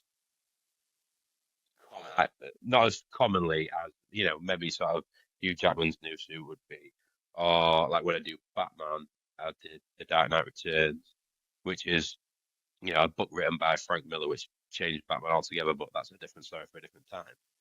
And it's sort of like you know who these characters are because they've all got this look to them.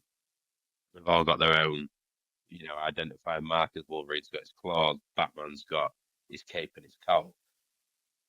Would it be, would you be more interested to say to shoot one of these more niche versions of say a superhero or a character than maybe one that's more commonly seen? Does that make Want to sense? take this Or I one just first, waffle? or Yeah. So personally, yeah, I would. I mean, speaking as a sort of older photographer in the cosplay community, there's generally a lot of characters that I reconnect with that perhaps aren't so popular on the cosplay scene. A lot of the cosplay scene tends to follow trends and what's popular at the time, what's out. So, you know, I sometimes struggle to find some of the cosplays that I want to photograph because I'm old and I like stuff from the 80s and the 90s, and most cosplayers don't remember it because they weren't born.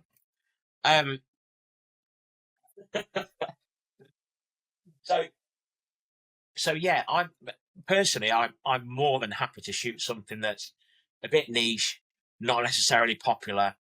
For me, it doesn't matter how popular it is. If I'm into it, I find it interesting, visually, I like it, then I'm more than happy. In fact, a lot of the time I would much rather go for something that's not at the sort of like peak interest, something that is a little bit niche, because then it becomes a little bit different from what everyone else is shooting. Particularly from an engagement perspective on social media. Like I noticed it with when May the 4th. When May the 4th was coming round, in the week leading up to it, people were doing May the 4th posts, a 1 week countdown. It's just gotten crazy now. So, like, you used to be able to post something on May the 4th that was Star Wars related and it'd get great engagement. Now, everyone is posting like the week leading up to it and on the day itself and on a few days afterwards. But now people get kind of like sick of seeing it from an engagement point of view. Yeah. So it doesn't get the same engagement as it used to. So whilst I'm not out there chasing likes and engagement all the time, I would prefer sometimes to shoot something that isn't as popular, isn't mainstream. So if somebody comes to me with a superhero that isn't like one of the main Marvel or DC characters or versions that's like popular now, and is from either something completely new or something from a comic book that not many people are talking about or doing, or even a concept that they've come up with themselves, I'm more than happy to sort of listen. In fact, I would much rather give that my time than some of the popular stuff, if that answers your question. Yeah. And I think for me, it's very similar in that respect. I think it depends on how niche it is. I mean, going off of obviously your experience of working with you is when you were doing your Wolverine. I haven't had a chance of you work with you as the Batman, but I've seen it. I think at the time when you were doing them, they weren't in massive popularity. So it becomes the point, yes, they are big hero characters within their own rights and their own franchises. But I feel like I would shoot it because, yeah, one, at the time you weren't seeing a great deal of them, but then also you can put a different.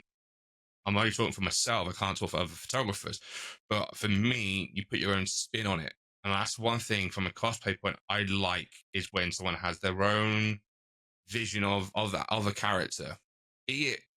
And I've said this earlier, very similar with the book talk stuff. For me, I like that creative flair where someone's put something different in there that it is not carbon copy of the same thing as everybody else. Again, I'm going to pick on Troy. He's he's a big fan of this podcast. If it wasn't for this podcast, he wouldn't have his. Is what I'm saying, and I'm sticking to it. I love a good war. Oh. Anyway, and I'm not. This isn't a diss at Troy at all, because Troy puts a lot of work into his to make it as accurate as possible. Yeah. And his okay, Daredevil is very popular at the moment, but he's been obviously doing it for years. He puts a lot of work and a lot of effort into his suits and how he makes them work for him. Now, he has his own little twist in them, even though they are accurate to the shows and stuff like that, they're still very much, that is Troy. If you line up 5 Daredevils all in a suit, I guarantee you'll pick out Troy. Yeah. Out of all of them. Totally. So, I mean, although I say, myself and a lot of others, but, I suffer with a lot of superhero fatigue at the minute. When it comes to mainstream Marvel, DC, whatever characters, Troy is someone that I will always take the time to shoot, because he, not only does he go all out to create that character, but he he embodies that character, and he's not just after like a straight superhero shot. He very much, the way he portrays that character in Cosplay is very much the way I like to shoot, and that's very sort of cinematic, telling a story. And if people are willing to work like that, then I'm still willing to work with those popular characters. But what I will say is that, especially it comes around to MCM being one of the biggest events on the cosplay calendar.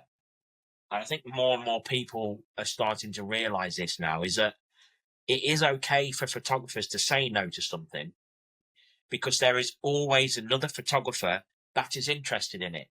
There are so many photographers there now. I think when I first started in 2017 going to MCM, there were quite a few photographers, but it was a lot more limited. Now there's a photographer for everybody. There are so many different likes and dislikes now. So many people. You don't need to say yes to everyone anymore, because there will always be somebody to shoot with that person. Yeah, that's it, really. I don't want it to come across as like being elitist towards, I want to shoot. No. More in terms of style, and like my style is very cinematic in the way I work with light and like to tell a story. And I think with Troy as well, it's not about being elitist, but I have a relationship with Troy. I've worked with him for quite a few years. We almost banned him from Secret Com when he first came, but that's the whole other story. I know about that. And over the years I've come to know Troy, and I do find it easier to work on sort of cinematic storytelling shoots with people that I know and I've built a relationship with, purely because I know that there's less pressure on me. I can concentrate more on my elements of the camera and the lighting. And I know for a fact that if I fuck up and I get it wrong, I'm still going to feel like a twat. But there isn't going to be that pressure on me. If I turn around and say to Troy, I'm really sorry, dude, but these images didn't work out because I fucked up or I didn't get it quite right, he would just turn around and say, yeah, no worries, dude, not a problem. And I know I've got that confidence. It's not that another cosplayer wouldn't do that. It's because I know I've got that relationship with him, that there's not that pressure. Definitely. Yeah, you work differently with different people. And what I was getting at is, like, I will still work with pretty much anybody who wants to work with me, as long as I'm interested in the character. Doesn't matter if they've got a cosplay for £10 off of whatever. I don't care. It's not about that. It is more about sort of the vibe that they bring, sort of thing. If there's someone who is enthusiastic about it and want to create something, and I'm the passion. If someone shows the passion, like and I suppose it's the same from our point of view as well as cosplayers. Like, if a photographer is coming up to me, I might have never met them before. I had it this week at Kratos. Like, people coming up, you don't see many Kratoses anymore.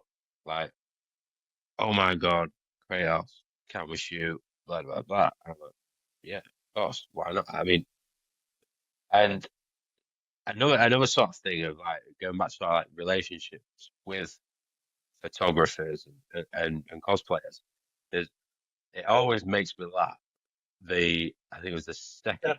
Guys, just chat amongst yourselves for a sec. Mate, the second day of Secret Com prison last year in Gloucester, me and you, Tom, both absolutely dead, and I was walking around covered head to toe in blood, like as prison Punisher, white jumpsuit covered in blood, and I was like, we got some of our best shit from that. The best stuff with it, like some of the best shots we've ever seen. And it was just like, should we just go shoot? Let's go do something. And we found a chair and we put it in a cell, and I just sat on it and looked how I felt, which was, and it worked. Like, it embodied the Punisher for what we needed it to do. And seeing them back afterwards, I was like, It's one of the. I go through certain moments of when I'm editing. I go through certain moments on certain shots that I get a little bit. Yeah, I sit there and I go, "This is the shit. This is gonna be fucking epic." I'm not even fully edited, and Chloe, some of the ones that we did, the ones that obviously I've shown you, I was in the same point from that. I was very much like, all I've done is the background. I've not even done individuals or anything like that. I'm like, this is the shit. This is fucking brilliant. I'm blown. I'm like, I get sit with Chen, I like bounce. I get like a excited kid like at Christmas. Yeah, but also, everyone also agreed that was the shit, because the amount of messages I had, like, oh my god, this is everything. It's like, yeah, it really is. There is. You're not always going to hit that moment and get it right every single time, and it's okay not to get it right every single time. It's like golfer's not always going to hit hole in one. But it's like but when we did did the shot with Joey at the Gloucester prison last year, it's something as simple as him just looking haggard as fuck, and he was hanging out of his ass. And if anyone that saw us that evening knows that we were partying pretty fucking hard that night and having to look after 2 or 3 children who were all grown adults. And I got a parking fine for the pleasure. I forgot to wake up and renew. That's just like the point.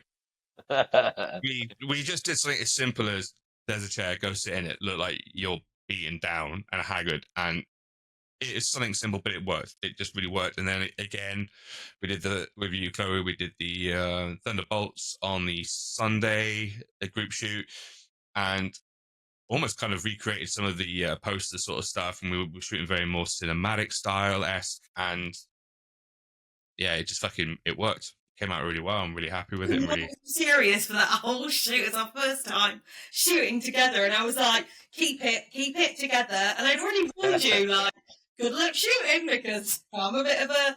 So this will give you my sort of style, because obviously a lot of people know on the back of my brand, on my merch, I have, embrace the creative chaos in the back of my t-shirt. That comes and stems from Joey, Dan, Pie, Frankie, all them lot. Because the first time I ever met them, our shoot was very similar to how you were that day. Like, nothing was serious about it. But do you know what? That's fun. That's great. Because when you then do our shooting, you have that rapport. You kind of have that chilled, relaxed. You're not tense. You're not like that. And you start having that fun. And if you're working together in a fun vibe and stuff like that, it just sometimes comes out with some of the best stuff. Yes, you're going to break character, you're going to laugh, and you're going to giggle. But if you do, you do. And then if it takes us 15 shots to get the shot, then it takes 15 shots to get the shot. But then when we get the shot, it's going to look good, So it's worth the laugh, the fun, because then if anything, you're going to walk away from that shoot and go, yeah, fuck, I had fun. Right?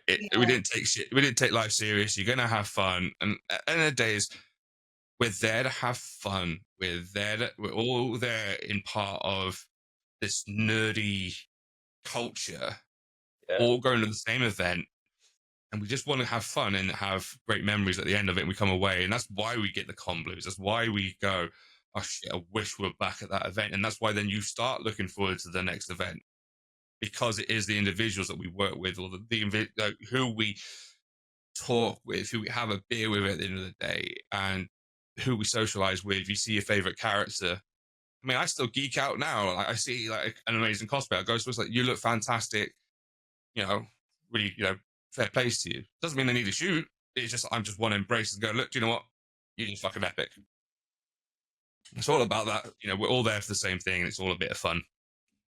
I just love it, like the whole, like I said, I think you touched on it as well, Chloe, like the whole creative side of things, like, and especially sort of if I am doing maybe a superhero, I will always go to the comic books as reference rather than to the films, because it's not me saying I don't like going all comic, I don't like going all like screen accurate, blah blah blah. If I wanted to do that, I could do it, but I feel like it puts too much pressure on myself, and I'd rather just give it my own little spin. And I'd go to the books for reference, because every panel they are drawn differently. So you've got no like 2 panels in these comic books where these characters look exactly the same as they did in the last one. So it gives you that sort of creative spin to be able to just do what you want and just chuck something else at it. Like, and I think like my sort of the latest Wolverine I did for, I think that was for Gloucester Prison. And I did ruin that a little bit because I just put a bit too much weathering on. Like I just thought, "Ah, fuck it," like Wolverine's just a dirty little twat, and he like just chuck everything at it. So it ended up being like yellow and blue, and it looked perfect. And then I just chucked loads of like shoe polish at it, and I was like, oh my god, what have I done? But it worked for what I needed it to work for. But yeah, I'm just waffling now. Also, though, you got to think about it a little bit in the way that we look at the films and the TVs. They do take the inspiration from the comics. Yeah, So yeah, essentially, definitely. what you're doing is you might be looking at the TV series or the film, but then you're still going. I'm using that as the reference, but I'm also going to look at some of the comic books to make the reference there, and you're just basically putting your own little spin on it. And Yeah, there's definitely. nothing wrong with that. But again, there's nothing wrong with also buying a cosplay from a company that makes them. I'm not going to jump down all the names of them because there's so many of them, and then just buying your cosplay from them sites. Yeah, Because if you are enjoying it and you like that character, at the end of the day, that is all that matters. It exactly. doesn't matter what People anybody get else too says carried about your away. character. Yeah, people get too carried away, I think, and I don't like the term, but there is elitists in the community. Not so much anymore, but they will turn their noses down at people, or will say like, say if I don't know, someone's cosplaying, let's just say for instance Batman, yeah, and this Batman cosplayer has hundreds of thousands of followers on Instagram. Every detail of his suit is pristine. His costume, you know, £2,000-3,000 to put together. And then someone comes up in a Robin cosplay that they've bought from Amazon, and they get turned away from that. I don't think that's right. I don't like that. I think the whole part of cosplay is the play in the bit. Like we're not all playing with each other like kids. Like, but, do you know what I mean? It's fun. It's supposed to be fun, and I think the whole the whole ethos around it, and getting these cool shots with guys like yourselves and girls like yourselves and everyone, it's just a bonus getting these shots. Everyone likes to feel like they could be in a movie, they could be this, they could be that, and everyone likes to look good. And I genuinely believe, it's all about the confidence you feel. You could chuck on a morph suit off Amazon, a red morph suit off Amazon, and draw a yellow lightning bolt on your chest, say I'm the Flash. Right? If you go out there and you give it the full beans and you have the best time of your life, no one cares what you look like because you're a fun person to be around. And I think And it that's just also means if you're having fun, you're doing something right. exactly, and I think this people put too much pressure on themselves to be like, I've got to get this right, I've got to get that right. And we all do, we all con crunch. God, I was making like 3 costumes a week running up to MCM. One for me, I was finishing off Conquest, and then I was making Omniboy for Simo and Thrag for Jack, all for our Invincible group, and I was just like putting like piece by piece, just working on all 3 simultaneously. And I was like, I will never do that again. But I am a fucker for Conquest, Concrunching. Just because, not because I like leaving things till last minute, because half the time I will have it made and it'll be there, done, ready to go 2-3 weeks prior. But then I'll see something, I'll be like, no, I need to do that, I need to change that, I need to do this, and I'm just a fucker for doing it, and that's my own, my own little Process of it all. yeah. I'm glad you came up with that word because I don't think I could have thought of a better one that wasn't gonna. So here's a question for you guys as cosplayers. Thinking back over, doesn't have to be just this MCM and whatnot. What is your favorite cosplay to date that you've done at a convention? Do you know what? I have steered away from Marvel for a few years now. I just found that social media can be the greatest place ever. And it also can hurt the most. Some people are not kind. And also, like, I don't look exactly like the character. Newsflash, no one really does. Yeah. So I think my biggest thing was I have found it really hard to cosplay things from DC, Marvel, anything that's really mainstream, because I was getting so much hate about it. But, however, I am actually going to say Yelena will always be my favourite character to cosplay. One, because I think her chaos is the kind of energy that I probably also bring. So it's really easy to go around and do the Yelena voice and just have, like, literally me and Andy, specifically Yelena and Guardian, decided that they would totally eat ice cream. So that's what we did, like, for the day, was eat ice cream. Then we stole ice cream from someone else. Just had the best time, you know? Poked at every possibility, like. So I think Yelena would be my favourite, but she also was the one that I have had the most hate for. But Yelena also opened the... I loved my Sylvie when I did Sylvie from Marvel, but Yelena will always stay with me. I feel very connected to the character, especially after Thunderbolts. I feel like on another level with the whole grief thing, and so I'm going with Yelena. Not because my cosplay is anything special, no, but it's special to me, and I'm really proud of. That's it. That's what it's about, though. It's not about, like, you know, what might have cost you the most or taken you the longest to put together. I think from a, you know, I would expect from a cosplayer perspective that it would be the one that you most perhaps connect with. Yeah, definitely. The Russian, assassin. So to be honest, what I'm Perfect. it's the emotion. Just a disclaimer here. Nail on the head. Not a Russian assassin. I mean, she might be. I am actually. Who knows? Could be double bluffing. Double bluff, yeah. Also, like what you were just saying, Darren, as well, like, to us, it doesn't matter kind of what you look like.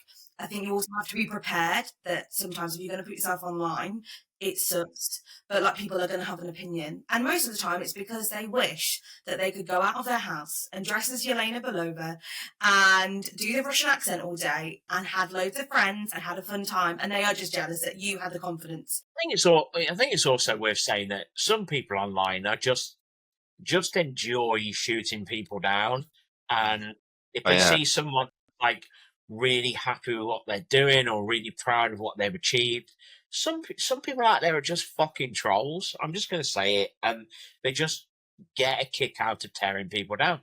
They might not even have an opinion on your character. They might never have seen the fucking movie or played the game. Or read the book. You know, or read the book. So sometimes it's worth noting that whilst you might get some hate online, a lot of the time, just pay no fucking attention. You know, people forget the play part of cosplay sometimes. And it's something that the recent MCM, I feel, was really embodied by the majority of people there. There were people having fun, people laughing and joking, networking, having a great time, really enjoying their characters. And as a photographer, I was really enjoying shooting the characters. And that whole aspect kind of like, for me, is what a Comic-Con is all about. It's what cosplay is all about. You know, if you're not having fun in what you're cosplaying, or you're not having fun in what you're shooting, change it. Do a different character, shoot a different character, whatever. Because it's not, you know, none of us are doing this for a job. Or most of them, we did it for fun, and we've already established it costs a lot of money. So make it fun for you. Doesn't matter if it's not fun for everyone or other people. If it's fun for you, as long as it's not hurting anyone, we don't want none of that. So there's been enough of that. Then just do a character that you enjoy. Do a character. Don't be afraid to bring them back either, because I had, like you were saying, like, don't let the hate comments get to you. Trust me, like, I have worked so hard on self-care, but I was waking up to I'm not joking, hundreds of comments every morning, and they were all about my weight. And for anyone, that would hurt. Like, that was brutal. Yeah. And the I first can one, remember this. Yeah. yeah, it was a while ago. It's still true. No, it's not. But I did a lot of like, I had to come away for a bit and like have a lot of like self-care and things. And they were just, I don't know any of these people. They were all just random people that probably weren't even in the cosplay scene. But they had to make a comment. And after, you know, it does affect, because it makes you feel like suddenly your biggest insecurity is on show to everyone. And that's really hard to deal with. And also because you love that character and you're so passionate, it then hurts because you're like, I had so much fun. But I will say, don't be afraid to bring it back, because when I had all the hate with Yelena, like literally years ago, I was like, I'm never going to cosplay her again because I can't go through that.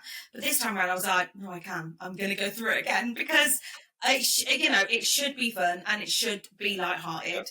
And so don't be afraid to like be like, do you know what? No, I'm just going to own this and slay. You know, I think if I get like a shit comment of someone, like, I sit there and I think to myself, first and foremost, if I met you in person, I could probably just pull both your arms off and beat you to death with them. I mean, I'm not a violent person, but I probably could do that, right? Secondly, I think you're probably sat in the spare room of your mum's house, wanking yourself stupid every day over some crazy shit, right, that no one even cares about because no one likes you. You don't leave the house and your fingernails are 9 inches long. That's what I think. You know, none of that could be true. None of that could be true. You know, that could be like, I don't know, Yeah, but it might all Tyson be true. Fury. Tyson Fury could be commenting on it, and I'm still thinking, I'm going to pull your hands off and beat to death with him. Like, that's just I'm my own surprised he way. hasn't said all this sooner than this, to be truthfully honest. No, like, that's my own way of coping with it. So I just think, you know what? I don't need your shit. I don't care what you. Even though we do care, we do. Obviously, someone course we says do, something yeah, that means yeah. you know, it's gonna hurt. But my natural instinct is just to think, fuck you, you fucking massive prick. Like, I could be a bigger prick. And that's It's all a it natural is. instance. It's a natural instinct to always focus on the negative. The one negative comment would be the one thing we hyperfixate on. We could have thousands of amazing comments, but the one comment that will stick with us is always going to be that one negative. There's been a post doing the rounds recently about circulating about bullying and stuff within the cosplay community. A lot of people have been sharing it. Some people sharing it probably need to practice what they preach. But, you know, whilst we'll all, you know, we'll jump on it, meanwhile we'll share it. If those things are said to us, yeah, you're right. You know, whilst we say we're not chasing numbers, we're not chasing likes, we don't care about the comments. Ultimately, we do. If we do something, I mean, I can't really comment from a cosplayer perspective because I've only cosplayed a couple of times, and I'm really not a cosplayer. Certainly nowhere near the level of most of the guys out in the community. But you know, when I have cosplayed, I had fun, I enjoyed it, and it did give me a new perspective. But from a photographer perspective, if I put an image out there, and to me, it doesn't matter about the likes. The likes mean shit to me. It's just someone clicking a heart on a post or double clicking. That means shit.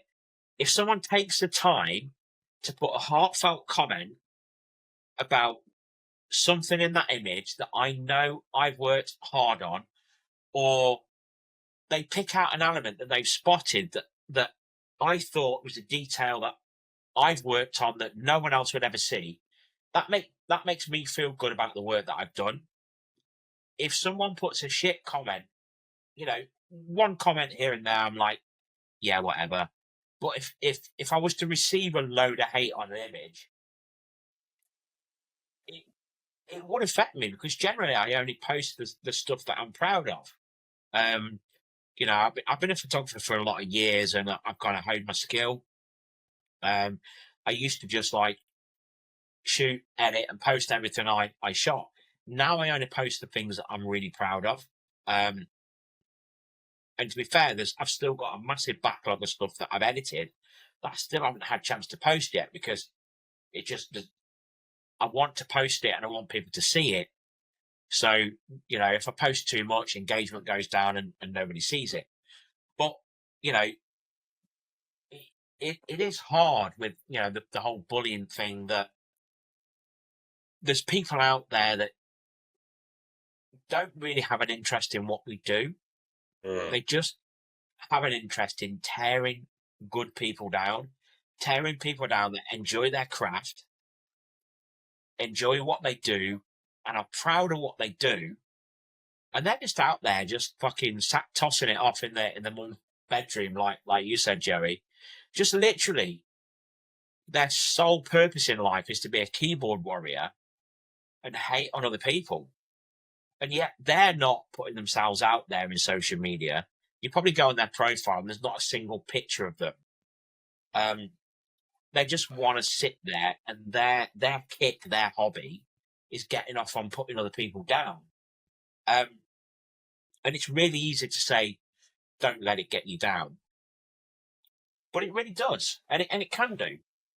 You know, it's like when I was growing up, when I was a lad, bullying used to stop in the playground. You used to have a bit of a scuffle, a disagreement, you have a bit of a punch up, and then you go home and you forget about it. And at the worst, it start again the next day. But now it never stops. It's 24/7. And there are people out there that start chipping away at somebody and see it bothers them. And so then they just fucking hound them and keep chipping away. And once they get hold of somebody, it's like they don't want to let go because they see they're affecting someone.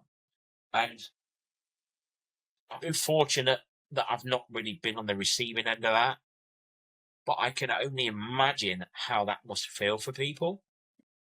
We've kind of gone off on a bit of a tangent, but I wanted to mention it because obviously the whole bullying post has been doing the rounds recently, and everyone's been sharing it. But it's just been a case of that, you know, people jumping on the bandwagon and just sharing the post. You know, I wanted to kind of like put it out there really and just say that if ever anyone is or feels like that, you know, and sometimes it, as shit as it is, the best thing to do might just be to take a little step back from things, just remove yourself from it, because that focus on yourself a bit. Exactly. Focus on yourself. The likelihood is you probably are doing nothing wrong. Yeah. You know, you're probably not a bad person. It's just that some twat out there who probably doesn't even know you has just decided they're going to start saying these things because it might be your weight, it might be the colour of your skin, it might be a sexual preference or whatever. They probably don't even know what fucking cosplay is about. But they just decide, I'm going to be a keyboard warrior today, and I'm going to, you know, they probably sit online doing it in loads of different communities, not just cosplay, but, you know, music artists or actors or makeup artists or whatever. They probably just sit there fucking trolling people. But it must be really difficult. I've not been on the receiving end of that. And it must be really, really hard to sort of get out of that spiral. And I think the only way that I can think of doing it is to just like step back from social media, maybe. I opened up a big conversation, and it's probably what I'm most known for now in the cosplay community, of being a safe place to talk about.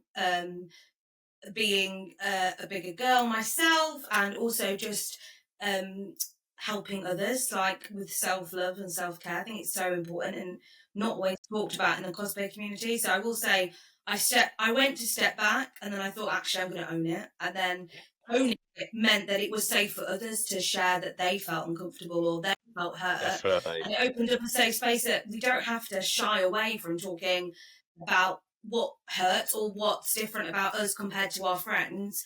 And also it made other people feel less alone, because I know so many cosplayers who've had so much hate, and I wish I had known, because when mine was real bad, I felt so isolated. Now I know big content creators who get it daily, but you wouldn't see because their comments are filtered. So opening up the conversation for me has also healed something, because I felt connected to so many more people, and also been that person for them that makes them feel not alone and feel like they've got someone to talk to, and that's like gorgeous. So in a way, I wouldn't change it because it's helped me like completely change as a person and open up another. I think perhaps as well that probably like helped you feel a lot less isolated because it brought people into your world that were going through maybe the same thing. And whilst you could share your own experiences, they could share theirs, and you could maybe chat about little different things about how you could help each other. But also, I mean, I've shot with all sorts of people, not only in this industry but in other industries before, and it never ceases to amaze me that, like, just the amount of hate that people do.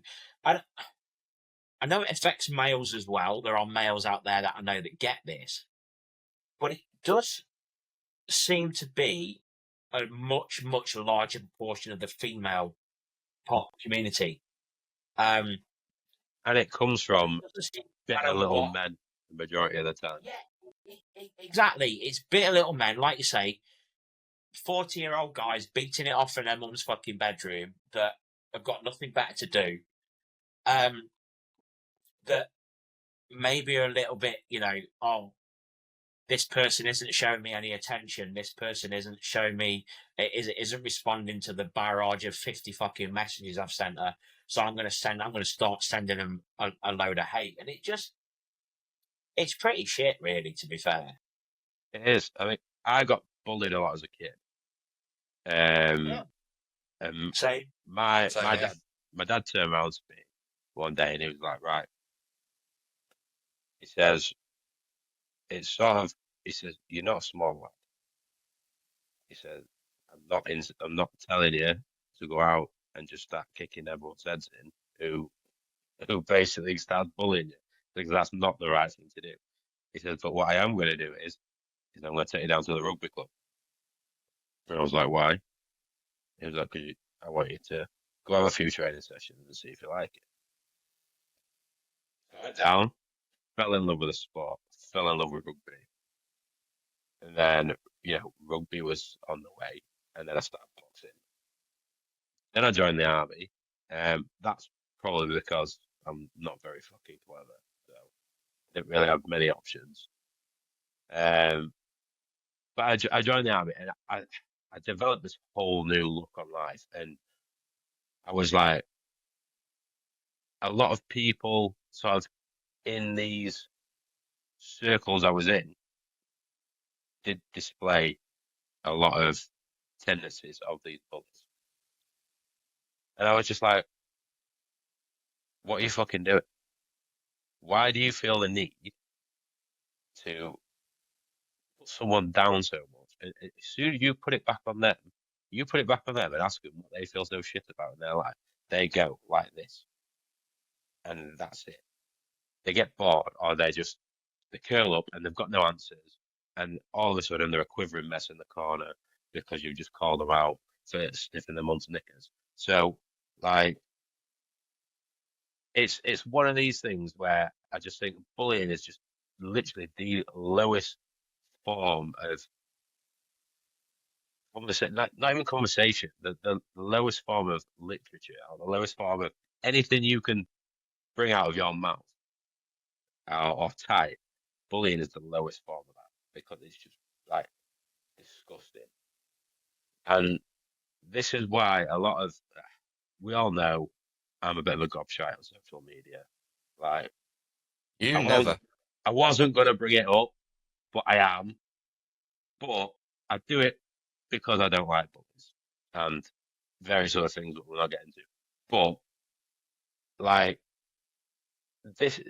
these sort of people, it winds me up that they think they could just get away with this.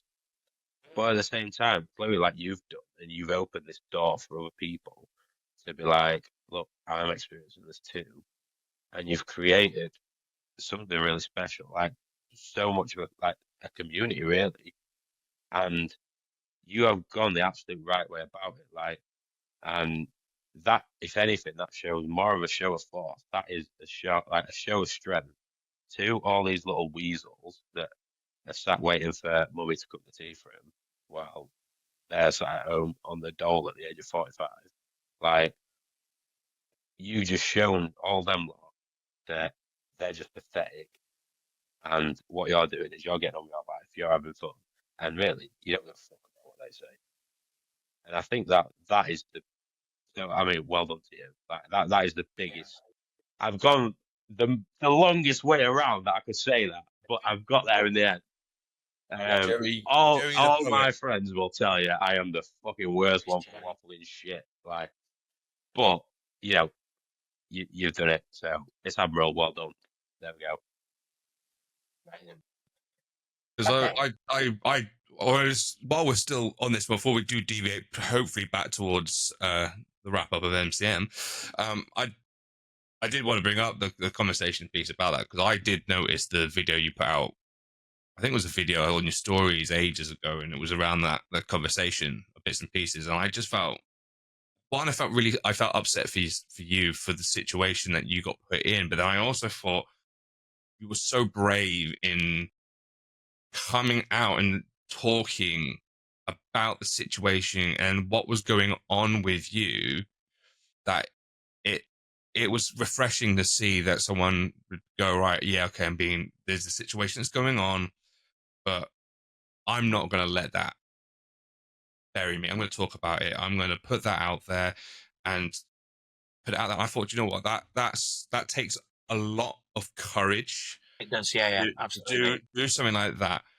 And someone like myself who's gone through depression and mental health issues in the past, I'm nearly in my 40s, and it's taken me like 20 plus years to realize talking is probably the biggest way of getting through the issues that you have. We bottle so much up inside of ourselves that actually I feel better about it sharing my experiences with struggle. So like Joey said, like, hats off to you for what you did to come back from it, and the fact that you've come back and you're doing Yelena, which for you at the time was the point that hurt you, but come back and you just fucking rock it.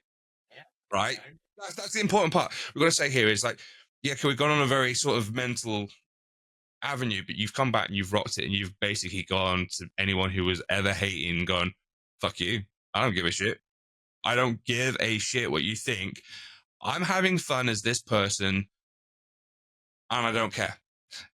And the fact that you've then also been able to then support others as well, it's brilliant. I mean, I kind of probably put my own issues in now, and I probably go around now trying to help everybody else with their own issues nowadays, because there's so many people, my friends, who are going through bits and pieces. I try and make them feel a bit more special. So, do you know what? Like Joey said, like, round of applause to you for what you did, and you know what, that really caught my attention ages ago. And that's before we've only really recently but I knew about you for ages away. And then I've spoken to Darren about yourself on that video before in the past. It was just impressive. So, do you know what? Thanks. Well done to you for that, and just basically put your middle finger up to people out there who are bullying people. And it's not fun. It's not nice. And if anything, the people who are bullying, they've got their own insecurities, and they're pushing their own insecurities out on others. Yeah. They're not the ones putting themselves out there on, in the pictures and all the rest of it. So they're the ones hiding behind the keyboard and hiding behind the screen. So kill them with kindness. That's my motto. Absolutely. With kindness and treat everyone as you wish to be treated, and then hopefully 100%. Because you treat them how you want to be treated, you should be treated the same way. And it is the best way of doing it. But I suppose we should get back on topic. Yeah. Hey, like slay. What's we talking about again? Where am I?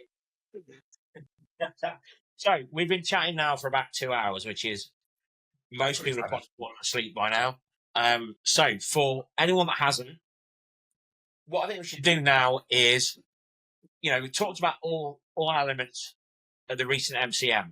So let's go sort of around the room, and what was your highlight of the most recent event? And I'll start with you, Joey. And try go the short way around instead of Right, via okay. Australia. My highlight was being able to spend the time with my friends in another massive group cosplay that we did, which is the Invincible group that we did on Saturday. Yeah, that was my highlight. Cool. Is there anyone in particular, any people that you want to give shout outs to from the weekend? Or do you just want to keep it general? It's a big list. It's a just they all know who they are, and half of them have probably got bored of listening to me whine on by now, so they probably won't even get to this part of the episode. So, but yeah, they all know who they are, and they know I love space, and it's I kind of refer to them as the Chaos Group. yeah, the Chaos Group. Chaos Group. We all know who we are. Okay, on to you then, Chloe. Highlight would probably be just kind of being selfish in a way and doing what I wanted to do this con and just letting my heart decide. So, and that was the best thing. It was having the group on the Sunday was so much fun, and then having all my book stuff on Saturday. So that was my highlight. Anybody that you like to give a shout out to? My list is very long. Everyone Vaults on the Sunday. They know who they are. I love you. And also my two gals on the Saturday, Rosie and I forgot Rosie and Lucy, because we spent the day just doing bookish stuff, and that was really sweet. And yeah. On to you then, Tom.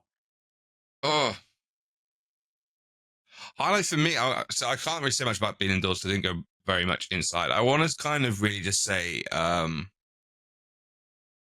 was the chill vibes of just being able to socialize with people again. I haven't seen a lot of people in that. Everyone being in one place all together in such a long time. So for me, it's probably the kind of just being around people that I care about, people that I wanted to see, but then also finally meeting people I hadn't had a chance to meet before and having a conversation with people that I've spoke to over social media and got to work with new people. So for me, that's my side of things. But I feel like October, as much as I know this is stepping away a little bit, we had the issues of October with the passes and stuff like that, with shooting permits and whatnot.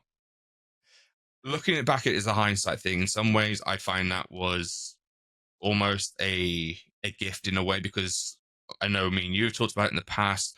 It made us look at con in a very different light as photographers. It meant that we could go to ourselves, we are allowed to just chill and have conversations and just have a laugh. We don't have to be shooting the whole time. So that's what I kind of came into this one with. And tell you what, going to a mainstream con and just being able to chill, have a laugh, see people, and then still shoot as well, but not to the point that I'm taking hundreds of shots and stressing out about shooting for like 6 hours in a day. I'm just doing what makes me feel happy. Yeah, that's fair. Any shout outs? Oh God, like everybody else, there's a long ass list. Yeah, obviously, you know. Obviously, I got to put up with you telling me about back in your day. On the wall. In my obviously, always appreciate Darren. Me and Darren do a lot of time now at cons together. I appreciate everybody I shot with. Obviously, appreciate the Chaos Group as usual, and for their chaoticness. Chloe's having a mini rave. Getting abducted by aliens. But no, the list would be endless. I think it's just basically anybody I've really had a good laugh with over the weekend. I think for me, it wouldn't be fair if I didn't mention my almost entire reason for turning my decision around to go to con. And that was when Adrian Digital Genki messaged me and said that Marty Cypher was coming over from Bulgaria. For anyone that doesn't know, Marty Cypher is a cosplayer from Bulgaria who is an absolutely fantastic cosplayer, particularly of Jinx from Arcane, which is a huge influence of mine at the moment. So when I found out she was coming over, and then we kind of made contact and we wanted to shoot, and then she was doing some duo stuff with Shamiku as Echo. That for me just made my weekend. So Marty Cypher and Shamiku duo shoot was absolutely fantastic. That was planned. What I didn't plan for was the friends that she brought along to the shoot on the Saturday. And I will say here that like the shoot location we'd planned wasn't like a 2-minute walk from Con. We'd planned all along this. We literally had to get on a DLR, go one stop down, and then walk for literally 20 minutes. Myself and Adrian thought there's no fucking way these cosplayers are going to want to walk all this way just to shoot with us. Oh no, they were down for it, and we had a fantastic shoot. And serious respect to those guys for just like getting on board with our crazy ideas and going fuck it. You know, at the end of a really busy Saturday at 4:30 in the afternoon, we're going to go all this way with these two guys that we've never fucking met and do this crazy shoot. But I also want to say a massive thank you to Rayla Cosplay, who was also over from Bulgaria with Marty Cypher, and also Fia, Bready Nuggets from sort of like fairly local to me actually in the UK, who I met for the first time. All of these guys are fantastic people that I've never met, never worked with. And this is what I was saying earlier, that I like to make time to work with new people. And I met these people on the Saturday and shot with them for the first time. And then after the shoot, we were all like, oh, what are you doing tomorrow? Let's shoot again on the Sunday. And we all met. We had an absolutely fantastic time shooting together. And for me, that really made the con. That to me is what MCM Comic Cons are all about. You know, meeting with friends, but also making new friends from different parts of the country, different parts of the world. And also, you know, I've said before that sometimes MCM is no longer a place for me to concentrate on making creative content. I've got to say, I made some absolutely fantastic content during MCM weekend, and I'm really proud of what I made.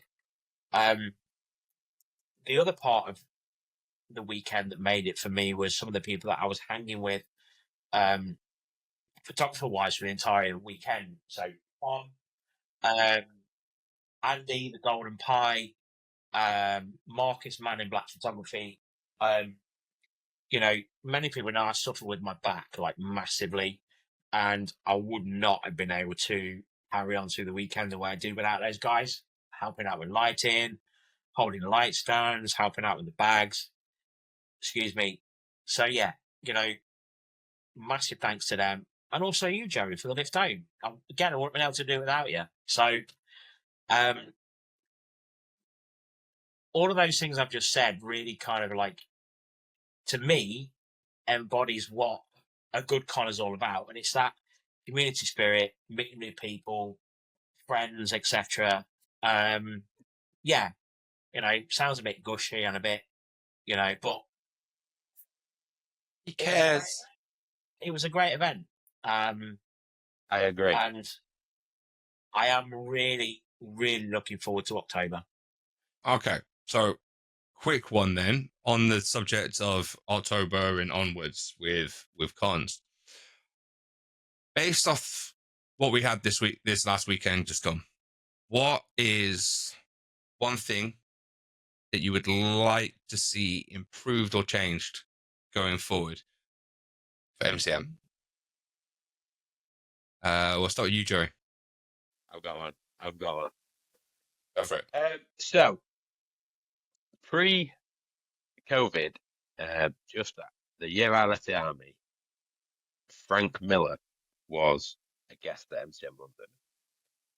I'd love to see him get guests like Frank Miller again, because I would fangirl so hard. That's what I'd like to see. Fair enough. Big comic book names. I mean, not even just comic book names. He did Hellraiser and multiple other things, but like I think big name. You know, he's the man who's responsible for Daredevil and Batman still being characters. So kind of extending that sort of comic book author creative side of it also. Come on, maybe bring that in with the book side of things, then really have some of that area. Nice.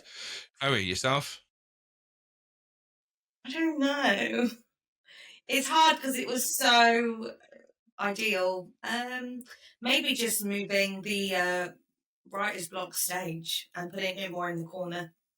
So maybe have a bit more of a themed area for book. Yeah, in some ways, so they kind of have their own little section with their own little areas, maybe. I liked where it was this year because it was quicker to walk to. Usually it's right in the back and then takes forever.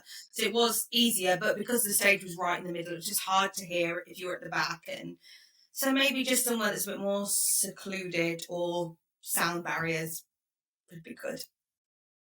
Darren?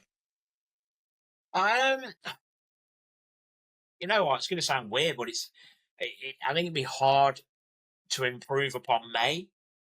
But I think going forward to October, if they took the changes that they've implemented and some of the things that they tried for May into October, then I think for me, along with EGX and the gaming element, I think that would make for a really great event. And introduce some payment options for people that want to buy tickets that can't afford it all in one go. That's a good one. I think for me, I think we went through a period where MCM was very much like, okay, there was I wouldn't say a lot, but there was some negativity in and around events, like not feeling like people weren't feeling like they were being heard with what was people were saying. I feel like May was a very October had its issues, but yet they made changes, which was really good. Going into May, just gone. I feel like they've done a lot there that has improved with the flow of it all and bits and pieces. So I think for me is kind of just working on that element to make it seamless, but then also kind of allowing us. I think I might be a little bit selfish here. I'm going to say let's have a bit more sort of elements around sort of photography. Maybe working with photographers a little bit to allow us to not take the piss, but allow us to have maybe more of a voice or more of something there, because I feel like they've done quite a lot of good on the inside with everything, and they've got some improvements with the open permit for everybody to shoot in and around the area. I think it's a great step, but I feel like there could be more done to embrace the cosplay photography sort of connection there as well. That's fine. Okay. So I think you guys all took a load of good ones. I was like, I got something here now. I was going to say about Frank Miller as well, weren't you? I was, yeah. Other than that, it would be guest, but I think they do guest quite well actually. But some bigger names guest would be good. I think we've chatted about MCM long enough. 2 hours 23 minutes.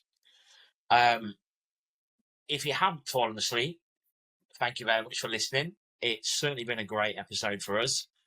We've had some fantastic guests. So, Joey, once again, for everyone out there, let everyone know what your socials are. Last Action Hero Cosplay. It's got a load of like underscores between the letters because you can't write it all at once because no one knows what it means. And Chloe, let everyone know how to find you. Pages of Ray. Amazing. So thank you so much for listening. And thank you so much to our guests. I've been ISOTO UK and my podcast host, Switch_GN. This episode should be out sometime in the next week or so. Yeah. Hopefully you'll enjoy listening as much as we've enjoyed recording. We will see you all soon. You can find us at our usual socials of Cosplay, Togs and All Things Nerdy on all platforms. And we will see you all soon. One last sign-off point. All said it already, but a massive thanks to MCM from obviously Chloe, Darren, myself for the creator passes and Repop. Yes, thank you very much. We do appreciate the fact that we had the opportunity to go to the event as creators. So thank you very much, and hopefully we'll be back again as creators, and hopefully Joey will also get his creator badge at some point. Who knows? But again, MCM, thank you very much for an amazing event, and you guys, thank you very much for coming onto the podcast and talking with Having us. us. Thanks. All right. Yeah. Bye.